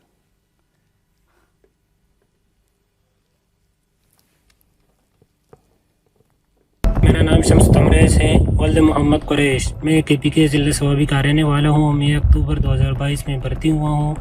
अभी मेरा रैंक नायक है। मैं कराची छुट्टी जा रहा था, रास्ते में बीएलए वालों ने हमें पकड़ लिया और अभी हम उनके पास ही है। तो अभी मैं पाकिस्तान आर्मी से गुजारिश करता हूँ कि इनकी जो डिमांड है वो अच्छी तरीके से पूरा किया जाए ताकि ये लोग हमें रिहा कर दें।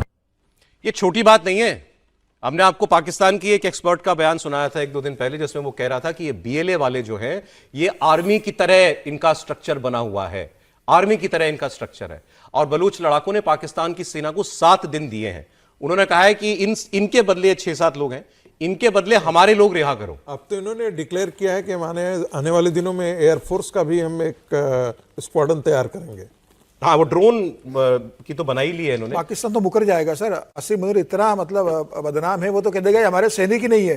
आपको जो करना कैसे है कहेगा करो। सर? वो सब वो रैंक नाम सब बता स्वीकार रहा ही है। नहीं करेंगे, कहेंगे हमारे नहीं है। और इस समय आसिम मुनीर को, अगर उनके सैनिक है तो आसिम मुनीर को उनके परिवार के साथ खड़ा रहना चाहिए था, अपने सैनिकों को लाने के लिए वहां बातचीत करनी चाहिए थी, और वो जहां से जाने की जरूरत नहीं है, वो बढ़िया विदेश घूम रहा है इस किसी समय। सेना के लिए कितना एम्बैरेसिंग है कि जिसको तुम एक टेररिस्ट ऑर्गेनाइजेशन कहते हो वो तुम्हारे रेगुलर सोल्जर्स को पकड़ ले और अपने पास रखे हुए। बहुत शर्मनाक है। और ये बात हम लोग लगातार चर्चा कर रहे हैं कि बीएलए से लड़ने में पाकिस्तान की जो सेना है, पाकिस्तान का जो सिस्टम है, वो नाकाम रहा है, नाकामयाब है, और लगातार लड़ाई लड़ रहे हैं। फिर हर्ष जी को वही पैंट सूखी हुई और गीली वाली दिखाई देगी, लेकिन ये चल रहा है। लेकिन मुझे उन पर हैरानी हुई, वो कह रहे हैं कि मैं छुट्टी पे जा रहा था तो उन्होंने पकड़ लिया। तो ये छुट्टी पर वहाँ पे बॉर्डर पे जाते तब तो इतना पहनते नहीं, सारा हथियार बख्तरबंद, और छुट्टी पर ही बख्तरबंद पहनकर जा रहा था। वो कितना असला है, ये सारा असला लेकर छुट्टी होगा, तैयार किया होगा सैनिक को पूरा। चले खैर, ये तो अब ये है असल परेशानी। अब बलूचिस्तान अब निकल पड़ा आजादी की राह पर, और जो वहां की कुछ पाकिस्तान सिक्योरिटी कॉन्फ्रेंस में इस पर भी चर्चा होगी कि भाई हमारे सैनिकों को कैसे सिक्योर किया जा सकता है। वहां पर जो थोड़ी इस्लामी पॉलिटिकल पार्टियां हैं ना, जो खुल के मौलाना वगैरह चलाते हैं, वो लोग क्या कर रहे हैं वो मैं आपको दिखाता हूं। मुनीर के हाथ से बलूचिस्तान तो फिसल रहा है, बलोच विद्रोही मुनीर को खूब पीट रहे हैं। पाकिस्तान के कराची, लाहौर, इस्लामाबाद, रावलपिंडी, यही शहर हैं मेन यहां पर लोगों का गुस्सा आप देखिए। ये आर्थिक राजधानी कहते हैं कराची को, जल रही है कराची। जमात इस्लामी के लोग सड़कों पर उतरे हुए, खराब सड़कें, ड्रेनेज की समस्या, बुनियादी नागरिक सुविधाएं नहीं है, और इनको लेकर ये प्रदर्शन कर रहे थे। और पुलिस ने इनके ऊपर भी टीयर गैस चलाया, लाठीचार्ज किया।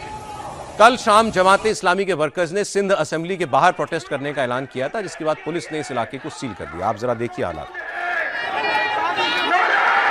कराची है ये।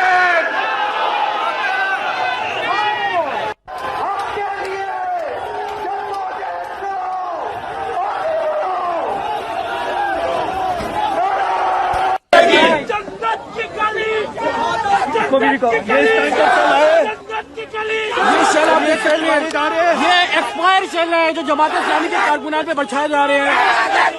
आप एक ने जो है टीयर गैस का शेल पकड़ लिया, कह रहा है ये भी एक्सपायर्ड है।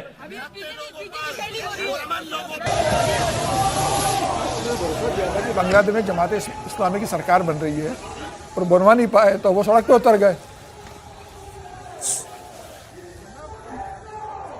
17 सालों से पीपल्स पार्टी की सूबे में हुकूमत है।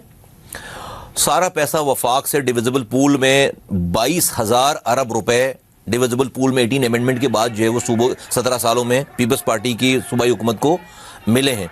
उस 22,000 में से 22 अरब रुपए भी जो है वो कराची पे नहीं लगा। नंबर 1, 22,000 अरब रुपए इतने होते हैं कि 50 दफा सिंध जो है पूरा बिल्डोज होकर 50 दफा नया सिंध बन जाए। नंबर 1, आज कराची में, जो कि उस वक्त मेरे ज़माने में 2010 तक दुनिया के 12 तेज़ी से तरक्की करने वाले शहरों में शामिल था, आज वर्स्ट लिविंग सिटीज़ में उसकी रैंकिंग नंबर 4 है। और आप देखते हैं कि कराची में सड़कें तबाह बर्बाद हैं, बारिश हो जाए तो करंट लगकर लोग मरते हैं, पानी में डूबकर मरते हैं, फिर जो है वो आग से जलकर मरते हैं, फिर गटर में गिरकर मरते हैं, and so on and so forth. अब देखिए, हम तो दिल्ली में रहते हैं, तो दिल्ली की हवा कैसी है, मैं इसीलिए जो है इस पे कमेंट ज़्यादा नहीं करूंगा कि कराची में लोग जो है नागरिक सुविधाओं की मांग करके सड़कों पे उतरे, वो अलग मामला है। ऐसा नहीं है ना कि हम भी कोई यूरोप के देश जैसे में राजधानी में रह रहे हैं। लेकिन यहाँ इंपॉर्टेंट क्या है, जो आदमी ये बात अभी कर रहा था, ये है सिंध जो है, ये है पीपीपी का गढ़। पीपीपी मतलब जरदारी साहब, बेनजीर भुट्टो की पार्टी, बिलावल भुट्टो की, अब बिलावल भुट्टो चेयरमैन है, उनका गढ़ है। और वहां प्रोटेस्ट होने का मतलब यह है, कराची मतलब कराची अगर हाथ से चला गया तो भुट्टो खत्म, भुट्टोस खत्म, और उसको तो बनना है प्रधानमंत्री बिलावल को। और वहां इनकी प्रॉब्लम भी इमरान खान है कि वहां पर आज तक नवाज शरीफ की पार्टी सिंध में जगह नहीं बना पाई अपने लिए, लेकिन पीटीआई ने, इमरान खान ने सिंध में भी अपने लिए जगह बना ली है। ये इनकी प्रॉब्लम है सबसे बड़ी, और वो नहीं संभल रहा है इनसे त्रिपाठी जी। नहीं, निश्चित तौर पर। और ये जिसको कहते हैं ना कि दिनों दिन इस सरकार के लिए, सरकार में जुड़े हुए जो लोग हैं और सेना और हुक्मरान, सबके लिए खतरा बढ़ता जा रहा है। इमरान खान जिस तरह से पाकिस्तान की आवाम के दिलो दिमाग पर चढ़ रहे हैं, ये इनके लिए खतरनाक है। और मैं बार बार कह रहा हूं, भले इमरान खान सत्ता में रहते हुए भारत के बहुत कोई अच्छे साबित नहीं हुए थे, लेकिन मेरा ये मानना है कि अगर ये होगा तो शायद भारत और पाकिस्तान के लिए भी कुछ बेहतरी की बात हो सकती है। अब एक और इंटरेस्टिंग चीज आपको बताता हूं मैं, इसमें इंटरेस्टिंग भी है और थोड़ी खतरनाक भी है। आपको मालूम है सऊदी अरब और पाकिस्तान के बीच एक पैक्ट हुआ, सिक्योरिटी पैक्ट, कि एक देश पर हमला दोनों देश पर हमला माना जाएगा। तो उसमें न्यूक्लियर की बात हुई। इनके जो डिफेंस मिनिस्टर ने उन्होंने एक सवाल के जवाब में इंटरव्यू में ये भी कह दिया था कि हमारा जो न्यूक्लियर कवर है वो भी हम शेयर कर सकते हैं प्रोटेक्शन के लिए सऊदी अरेबिया के साथ। अब मैं आपको बात सुना रहा हूं एक अमेरिकी एक्सपर्ट की, प्रोफेसर साहब मिडिल ईस्ट इंस्टीट्यूट के एक्सपर्ट हैं, और इनका कहना है कि अगर ऐसा किया, सवाल एक्चुअली जो इंटरव्यू में पूछा गया था उनसे वो ये था कि मान लीजिए ईरान न्यूक्लियर वेपन बना लेता है, ईरान की तो लड़ाई चली रही है, वो हथियार बना लेता है, तो उसका सबसे बड़ा राइवल है सऊदी अरेबिया। तो सऊदी अरेबिया भी कहेगा कि मैं भी बनाऊंगा, मुझे भी चाहिए न्यूक्लियर हथियार। तो क्या ऐसी सूरत में पाकिस्तान वाकई उसको न्यूक्लियर हथियार देगा? इस पर आप जवाब सुनिए इनका। I think there was an enormous amount of exaggeration when the Saudi-Pakistani military agreement was signed, was announced. We don't know what the text is. I've never seen I've never seen the text released in public. Speculation, some of it occasioned by a couple of loose-lipped references by the Pakistani defense minister that Saudi Arabia was now under Pakistan's nuclear umbrella. The Pakistanis quickly walked that back, including the defense minister himself. Quickly walked that back. And that makes a lot of sense, it seems to me. I mean, the Pakistani nuclear arsenal is meant to deter and in extremis fight the Indians. And for it to be diverted to other purposes, I think would be a profound change in Pakistani defense. तो ये कह रहे हैं, खुल के कह रहे हैं कि उसका न्यूक्लियर हथियार भारत के लिए है, भारत से रक्षा करने के लिए है, और अगर वो किसी और देश को, सऊदी अरब को देता है तो एक बहुत बड़ा परिवर्तन होगा पाकिस्तान की रक्षा नीति में। अब इनके अपने लोग क्या कहते हैं, नजम सेठी की बात सुना रहा हूं, इनके सीनियर जर्नलिस्ट, वो तो खुल के कह रहे हैं ये भारत के लिए बनाया है हमने, डिफेंसिव है, हमारा न्यूक्लियर वेपन है, डिफेंसिव है। सुनिए। हम तो बिल्कुल इस फेवर में नहीं है कि ईरान जो है वो न्यूक्लियर वेपन बना ले। हम तो किसी के जितने हैं, हम तो कहते हैं ये भी जो है इसके ऊपर भी ढक्कन लगनी चाहिए, बट हमारा programme is defensive, it's not offensive. वाह जी वाह सेठी साहब, बाकी पूरी दुनिया के न्यूक्लियर हथियार खत्म करना चाहते हैं, हमारा डिफेंसिव है इसलिए हमारा वाला रहने देना। हाँ? बाकी कह रहे हैं हम तो चाहते हैं किसी के पास ना हो। देखिए, पाकिस्तान ने जो अपना न्यूक्लियर वेपन डेवलप किया है वो हम सब जानते हैं वो चोरी से डेवलप किया हुआ है, उसकी अपनी इंडिजिनस कोई टेक्नोलॉजी नहीं है। चाइना ने उसको सपोर्ट किया है, कनाडा से मटेरियल आया है, वो भी चोरी करके आया था, और कहीं ना कहीं अमेरिका जो है वो टैक्टिकल सपोर्ट किया उसको जानबूझ करके इंडिया को ब्लैकमेल करने के लिए। क्या पाकिस्तान के न्यूक्लियर आर्सेनल जो भी कुछ भी हैं, 65 हैं या 112-13 जो भी कहा जाता है, क्या उस पर कंट्रोल पाकिस्तान का है? जो डिफेंस एक्सपर्ट्स कहते हैं कि उस पर कंट्रोल पाकिस्तान का नहीं है। दूसरी बात, जो न्यूक्लियर अम्ब्रेला जो सऊदी अरब का हम बात कर रहे हैं, तो क्या सऊदी अरब को किसी से खतरा है? किसी से मुझे लगता है कि डिफेंस के टर्म्स में, टेरिटोरियल टर्म्स में सऊदी अरब को किसी से खतरा नहीं है। न ही ईरान से उसकी सीमा का विवाद है, न ही किसी अन्य देश से उसका सीमा का विवाद है। वर्चस्व की लड़ाई एक दूसरे प्रकार की लड़ाई है वहां पर कि हम इस्लामिक जगत के खलीफा के तौर पर कौन यहाँ हो, किसका सबसे ज्यादा इंपॉर्टेंस हो। लेकिन वो चाहेगा ना। लेकिन मैं इसलिए कह रहा हूं कि यदि लड़ाई ही नहीं है तो सिक्योरिटी अम्ब्रेला देने का कोई मतलब नहीं है। और जो अमेरिकन मिडिल ईस्ट का जो एक्सपर्ट बता रहा था, वो तो कह रहा है कि रिटन में इस प्रकार का कोई पब्लिक डॉक्यूमेंट आया ही नहीं है। अब आपको पाकिस्तान की एक ऐसी तस्वीर दिखाऊंगा जिसपे आपको हैरानी भी होगी और खुशी भी होगी, मुझे दोनों हुई।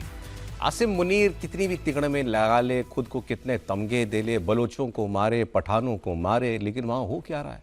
जब जनता तुमसे नफरत करने लगे तो कैसे बचाओगे देश अपना? कितनी तस्वीरें अभी आपने बलूचिस्तान की देखी कि वहां पर जब इस सो कॉल्ड आतंकवादी बीए लेके पहुंचे तो लोग बच्चों के साथ उनको मिलने के लिए लेके गए, उनके माथे चूम रहे थे, उनके लिए खाना ले जा रहे थे, रो रहे थे उनको देख देख के खुशी में। ये हमारे आज़ादी के लिए लड़ने के लिए आए हैं।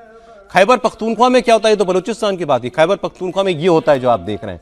एक यूनिवर्सिटी में, इसके मैं पूरा आपको डिटेल दे देता हूं। ये खैबर पख्तूनख्वा में एक जगह है चार सदा, नाम सुना होगा सब लोगों ने। चार सदा में बच्चा खान यूनिवर्सिटी है। बच्चा खान एक बड़े रिनोन्ड आदमी है। बच्चा खान यूनिवर्सिटी में ये लड़के जन गण मन गा रहे हैं भारत का राष्ट्रगान। आप देखिए।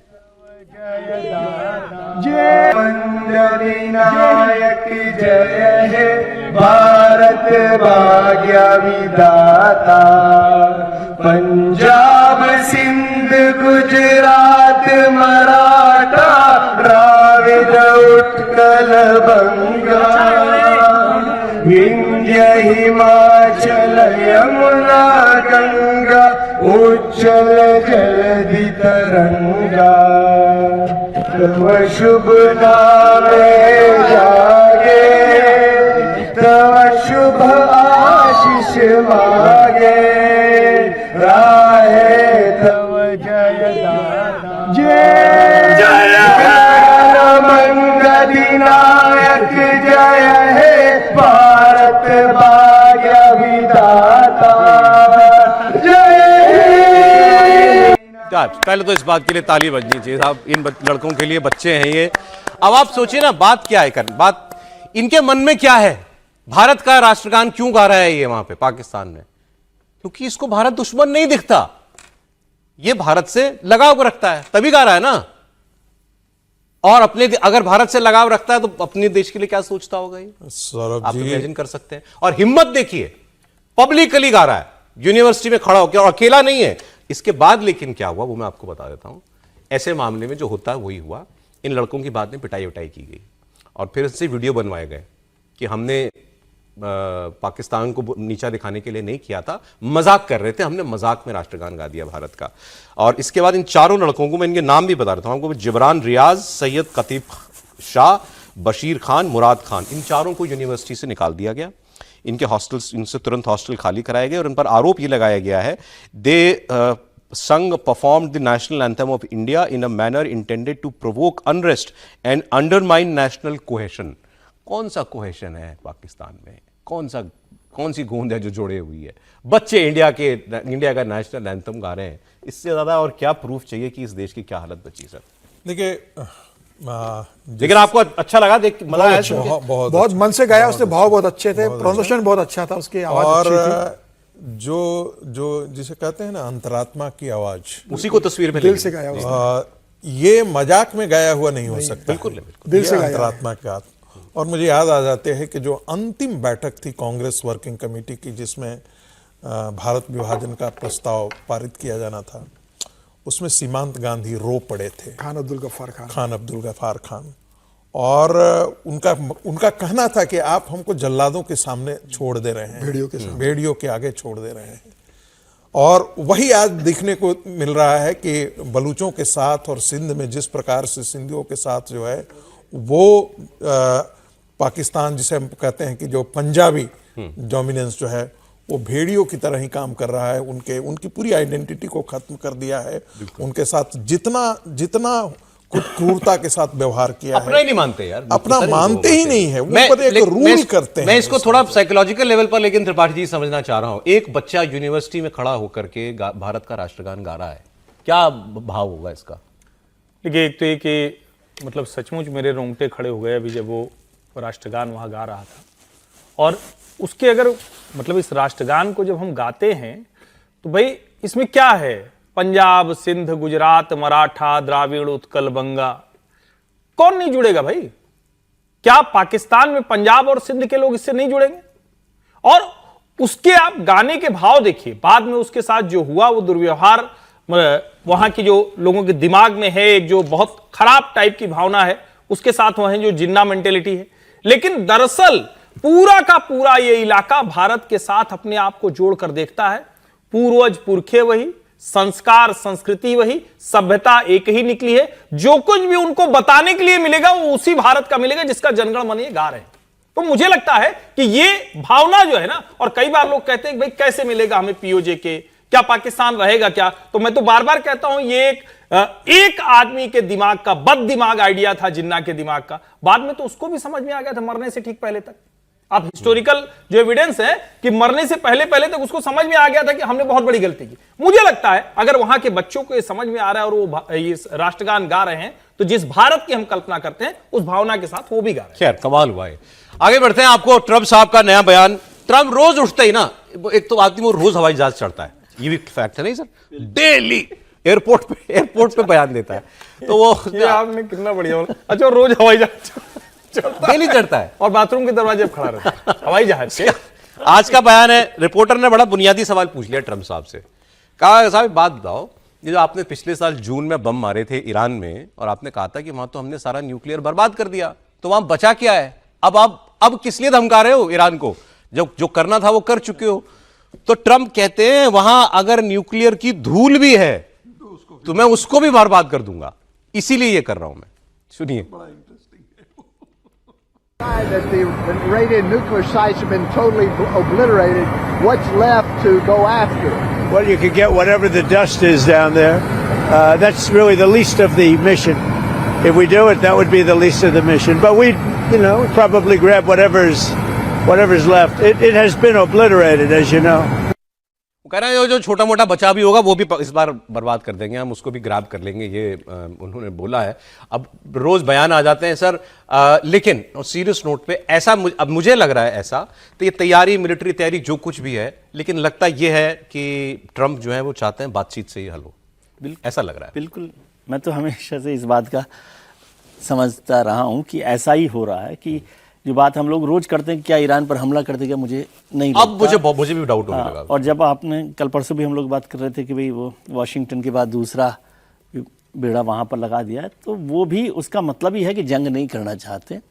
उसका मतलब है कि वो एक प्रेशर बनाना चाहते हैं कि भाई बातचीत कर लीजिए और बातचीत से कैसे इस मामले को सुलझाया जा सकता है। और वो प्रेशर इतना आ गया है कि यदि ईरान के डेवलपमेंट्स देखें तो वो न्यूक्लियर मिशन पर बात करने के लिए, नेगोशिएट करने के लिए तैयार हो गया। तो वहां पर बातचीत हो सकती है और ट्रंप यही चाहते हैं कि उस लेवल पर बात हो जाए। बाकी चीजें, सत्ता बदलाव है, परिवर्तन है, वो तो कल इन्होंने कहा था ना कि हम चाहते हैं रिजिम चेंज भी हो जाए। रिजिम भी चेंज हो जाए, लेकिन वो बड़ा मुद्दा है। तो इसलिए जितने ये आप बड़े पिक्चर्स दिखाते हैं इनके बेड़े के, उसका मतलब है कि अमेरिका युद्ध नहीं करना चाहता, युद्ध के मतलब दबाव के माध्यम से बातचीत के लिए आगे चला चाहता। कल ट्रंप ने कहा था कि ईरान में तख्ता पलट अगर होता है तो ये सबसे अच्छा है, लेकिन हम चाहेंगे कि वो हमसे डील कर लें। ये बात सबसे ज्यादा अगर किसी को चुभी होगी तो वो है Reza Pahlavi, Shah Reza Pahlavi, जो कि ईरान के शाह के बेटे हैं, और ये माना जा रहा है कि अगर रिजीम चेंज होगा तो ये लीडर हो सकते हैं। अच्छा, ये भी म्यूनिख में थे, अभी मैंने आपको म्यूनिख सिक्योरिटी काउंसिल की जो बैठक दिखाई, सिक्योरिटी कॉन्फ्रेंस की, उसी शहर में रजा पहलवी ने कल अपनी ताकत दिखाई। दावा किया जा रहा है कि 5 लाख लोग इन्होंने जमा कर दिए अपने समर्थन में, कि मेरे साथ जो जितने भी ओवरसीज ईरानी हैं वो मेरे साथ हैं। ये तस्वीर अगर थोड़ा इसमें ऑडियो भी है तो दिखा दीजिए। यूरोप में भीड़ जुटाना बड़ी बात होती है, और ये अगर म्यूनिख के अंदर इतने लोग, ये ईरान का जो पुराना झंडा था ना, इस्लामी झंडा नहीं, पुराना झंडा, वो झंडा लेके लोग आए हुए हैं। अब ये भीड़ क्या बताती है आप सोचिए। नहीं, इतनी भीड़ वहां पर इकट्ठा कर लेना कोई मामूली बड़ी बात है, बहुत बड़ी बात है। मतलब ब्रिटेन वगैरह में जो डिमॉन्स्ट्रेशन होता है, 500 लोग सड़क पर एक साथ निकल गए तो उसको बहुत बड़ा डिमॉन्स्ट्रेशन हम बोलते हैं। ये 5 लाख नहीं में 1 लाख लोग भी अगर म्यूनिख में, जर्मनी में है तो बहुत बड़ी बात है। अब लेकिन देखें वो, लेकिन एक रजा पहलवी का जो अगर कुछ बनता होगा तो वो ट्रंप ही बनाएंगे। लेकिन एक चीज है, हम अभी युद्ध से बिल्कुल इनकार नहीं कर सकते, क्योंकि जो शर्तें रखी गई हैं चारों बहुत महत्वपूर्ण शर्तें हैं। हम रिजिम चेंज को यदि हम छोड़ दें तो बैलिस्टिक मिसाइल, नेतन्याहू का डिमांड है कि वो बैलिस्टिक मिसाइल नहीं हो। जो न्यूक्लियर आर्म्स है या न्यूक्लियर जो यूरेनियम इन फर्दर इनरिचमेंट का मामला है वो अमेरिका का डिमांड है। तीसरा, जो हुती वगैरह जो विद्रोही गुट हैं उनको न समर्थन देना जो है वो भी इजरायल और उनका दोनों का डिमांड है।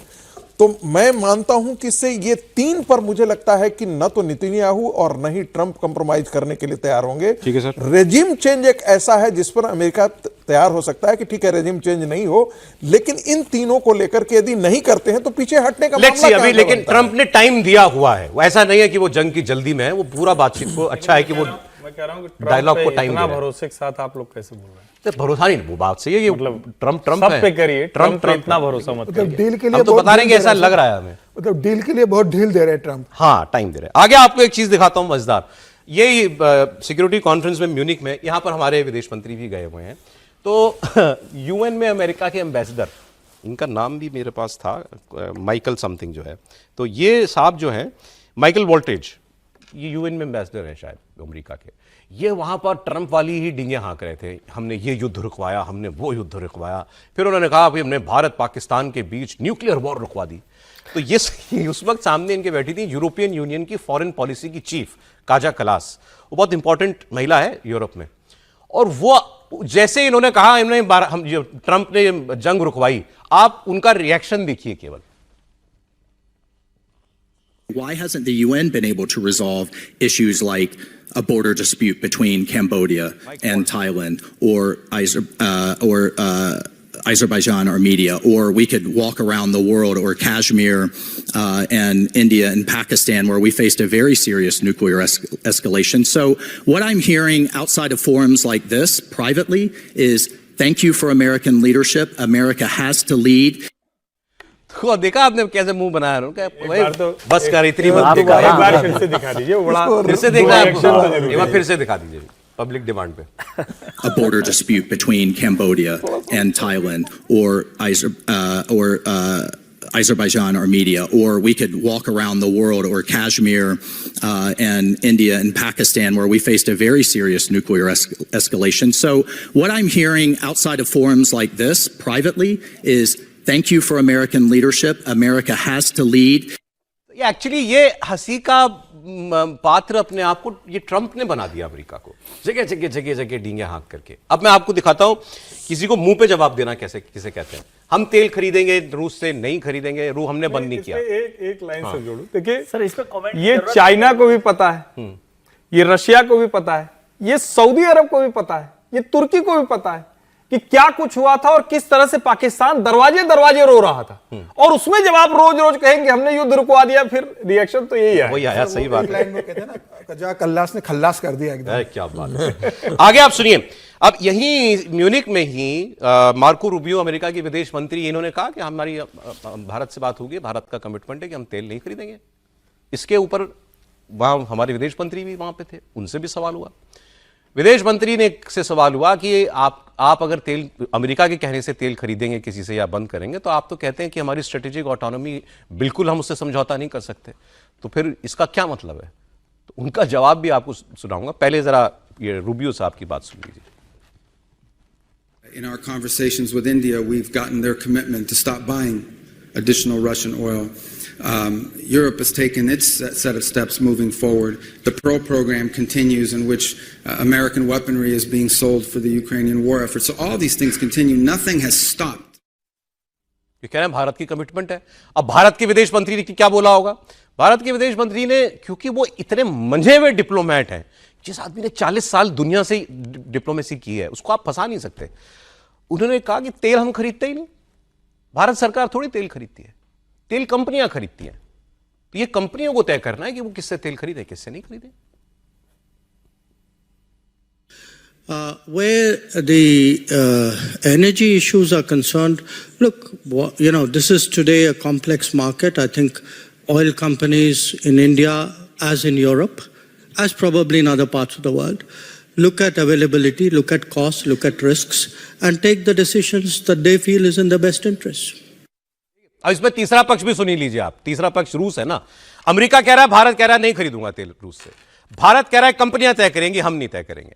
और रशिया कह रहा है कि भारत ने तो अभी तक हमसे ये बात की नहीं, ये तो केवल अमेरिका कह रहा है, तो हम क्यों माने इस बात को? इंडिया ने कभी नहीं कहा कि हम तेल नहीं खरीदेंगे। सुन लीजिए।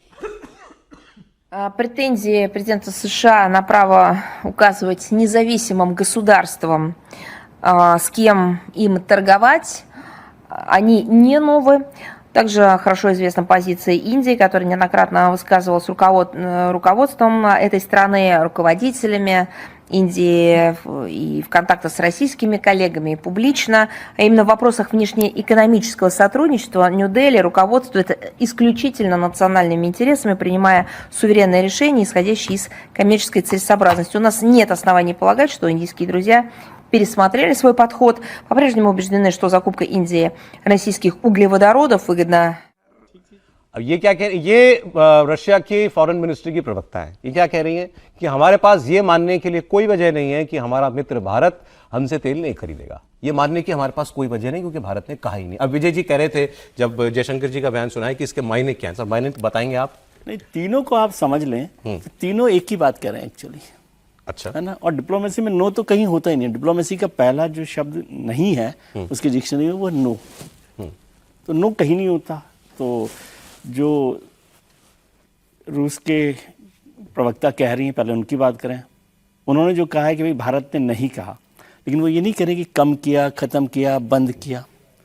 अमेरिका जो कह रहा है वो भी उसी तरह की बात कर रहे हैं कि तीनों अपनी अपनी जगह सही है। नहीं, अमेरिका तो कह रहा है भारत का कमिटमेंट है कि हम एडिशनल तेल नहीं खरीदेंगे। एडिशनल पर ध्यान रखिएगा, एडिशनल नहीं खरीदेगा, जो खरीद रहा है वो तो खरीदेगा ही। विदेश मंत्री जी ने तो नहीं कहा कि हम नहीं खरीदेंगे या खरीदना बंद कर दिया, कुछ नहीं कहा। वो कंपनीज पर आ गए, तो ये भी डिप्लोमेटिक वो है ना। और वो तो ठीक है, हमें तो मतलब बता दीजिए भारत तेल खरीदना बंद करेगा या नहीं करेगा। ये तो उन्होंने कहा कि नहीं खरीद रहे हम, उनको पता ही नहीं है विदेश मंत्री जी को कि भाई कंपनियां खरीद रही कि नहीं खरीद रहे। आपने भी डिप्लोमेसी वाली डिप्लोमेसी नहीं, मतलब उसका मायने साफ है कि तीनों लोग एक ही जगह पर है कि भारत, अमेरिका ने दबाव बनाया, भारत ने तेल खरीदना बंद कर दिया। अब उसमें आप कुछ बंद कर दिया है, मतलब हम बंद करने की उरी बढ़ रहे हैं, उसकी तरफ बढ़ रहे हैं। और रूस भी उसी तरह से, और तीनों लोगों की स्ट्रेटेजी के हिसाब से स्ट्रेटेजी समझाऊंगा। हाँ, 12 सर। क्योंकि है क्या ना कि मान लीजिए कि किसी बात पे भाभी जी नाराज है आपसे, आपके किसी दोस्त से, तो आप कहेंगे कि अब कहाँ हम मिलने जाते हैं भाई, कहीं पार्टी में मिल गया, कहीं किसी जगह पे मिल गया, एक तरह का काम कर रहे तो हम मिलेंगे। मिलना थोड़ी हम छोड़ सकते हैं। हाँ, तो बस यही है, इतना ही है। अब इससे सीधी सी बात है, भारत रूस से तेल खरीदना कभी बंद नहीं करेगा, बंद नहीं करेगा, कभी नहीं बंद करेगा। बंद करने की तरफ ही बढ़ रहा है। उसका वो वॉल्यूम छोटा बड़ा हो सकता है, वो बंद नहीं करेगा। देखिए दो चीजें हैं। ट्रंप का जो स्टेटमेंट था उनका स्टेटमेंट था कि भारत ने कमिट किया है कि तेल बंद कर देगा खरीदना जी। मार्क रूबियो का जो बयान है वो कहता है एडिशनल तेल खरीदना बंद कर देगा। यानी कि 12 लाख बैरल जो हम प्रति माह जो अभी खरीद रहे हैं, प्रतिदिन जो खरीद रहे हैं, पहले 20 लाख बैरल तक चला गया था। तो 12 लाख या जी जो भी एग्जिस्टिंग हो, 11 लाख हो, 12 लाख हो, 13 लाख हो, उतना तक रहे, वो तो रहेगा। एडिशनल जो है वो अमेरिका से खरीदेगा। ठीक है साहब, समझ रहे हैं कि नहीं? ठीक, तो ये नहीं। अब एक आखिरी खबर का समय है, बांग्लादेश वाली खबर दे दीजिए जरा समीर जी। बांग्लादेश के PM designate Tariq Rahman, BNP party के, ये 17 फरवरी को शपथ ग्रहण करेंगे, परसों प्रधानमंत्री बन जाएंगे। और तारिक रहमान की पार्टी ने इस शपथ ग्रहण के लिए कई नेताओं को दुनिया भर से न्योता दिया है। Indian prime minister Narendra Modi को भी उन्होंने न्योता दिया है। अब इसमें समस्या केवल ये है कि परसों का दिन जो है वो फ्रांस के राष्ट्रपति भारत आ रहे हैं, इमानुएल मैक्रोन, अभी तक जो मुझे बताया गया, और उनकी मोदी जी से मुलाकात हुई है परसों। तो हाँ, तो एआई समिट के लिए, राइट। तो अब सवाल यह है कि क्या इस किसी भी तरीके से मैनेज करके कुछ करके भारत के प्रधानमंत्री को बांग्लादेश के प्रधानमंत्री की स्वेरिंग इन में जाना चाहिए? सर बताइए। मुझे लगता है कि संभावना कम है। प्रधानमंत्री मोदी के पहले से कार्यक्रम तय है और इतना शेड्यूल टाइट है कि इसकी संभावना कम लग रही है। प्रधानमंत्री ने उनकी जीत पर बधाई दी और मुझे लगता है कि या तो विदेश मंत्री जाएंगे या उपराष्ट्रपति को भेजा जा सकता है। उपराष्ट्रपति को? हाँ, उपराष्ट्रपति इस कार्यक्रम में जो खबर आ रही है कि उपराष्ट्रपति को भेजा जा सकता है देश के प्रतिनिधि, कोई सीनियर लेवल की रिप्रेजेंटेशन बिल्कुल कोई जाएगा, और जाएगा जरूर, कोई तय है। और जिस तरीके से तारिक रहमान ने जिस तरीके से भारत को लेकर बयान दिया है, वो भी बहुत अच्छा और बैलेंस्ड बयान उन्होंने भारत को लेकर दिया है कि भाई बांग्लादेश के विकास के लिए जिन जिन देशों से जुड़ना, भारत से हमारे पुराने संबंध है, तो नए तरीके से रिश्तों को डिजाइन किया जाएगा। तो मुझे लग रहा है कि उनका बयान बैलेंस है। और तारिक रहमान जानते हैं कि बिना भारत के वो बहुत लंबे समय तक बेहतर विकास नहीं कर सकते। लेकिन एक चीज, ये भारत को लेकर अच्छा तो बोला है, लेकिन इन्होंने जो पुरानी यूनुस सरकार थी उसने भारत से शेख हसीना के एक्सट्रेडिशन के प्रत्यर्पण की मांग की हुई है और इन्होंने उस मांग का समर्थन किया है। क्या उसको एक स्टिकिंग पॉइंट बनाएंगे तारिक रहमान कि शेख हसीना को वापस करें? बिल्कुल नहीं, उनकी प्रायोरिटी अभी बांग्लादेश को ठीक करने की है। मैं बता रहा हूं कि ये तारिक रहमान साहब के बनने के बाद इस पर चर्चा ही अभी नहीं होगी बहुत दिनों तक, इसको पोस्टपोन कर देंगे। उन्होंने एक चीज इसमें जोड़ा है कि वो लीगल प्रोसीजर है। तो उसका मतलब ये है कि पोस्टपोन कर दे इस फाइल को। देखिए, शेख हसीना का प्रत्यर्पण उनका बेस है, उसको वो छोड़ नहीं सकते। वो कहते रहेंगे लेकिन उस पर स्टिक नहीं करेंगे। मैं एक दूसरी बात पढ़ रहा था, तारिक रहमान ने बांग्लादेश के लोगों को कहा है कि आप संगीत, कला, इन क्षेत्रों पर भी थोड़ा ध्यान दीजिए। अगर ये होगा तो इससे बेहतर खबर भारत के लिए तो नहीं हो सकती। लिबरल बनाने की तरफ अगर ये हुआ जो है ना, अवामी लीग की जो हमारी स्टिकनेस है ना, उससे थोड़ा सा आगे निकलना पड़ेगा। एक नई हमें भी आगे बढ़ना पड़ेगा। चलिए सर, इस पर आगे और कल बात होगी। आज समय इतना ही था। बहुत शुक्रिया हर्षवर्धन जी, विजय जी, प्रोफेसर साहब आपका, समीर जी बहुत धन्यवाद। फिर मिलेंगे 1 बजे कल कहानी कुर्सी की में।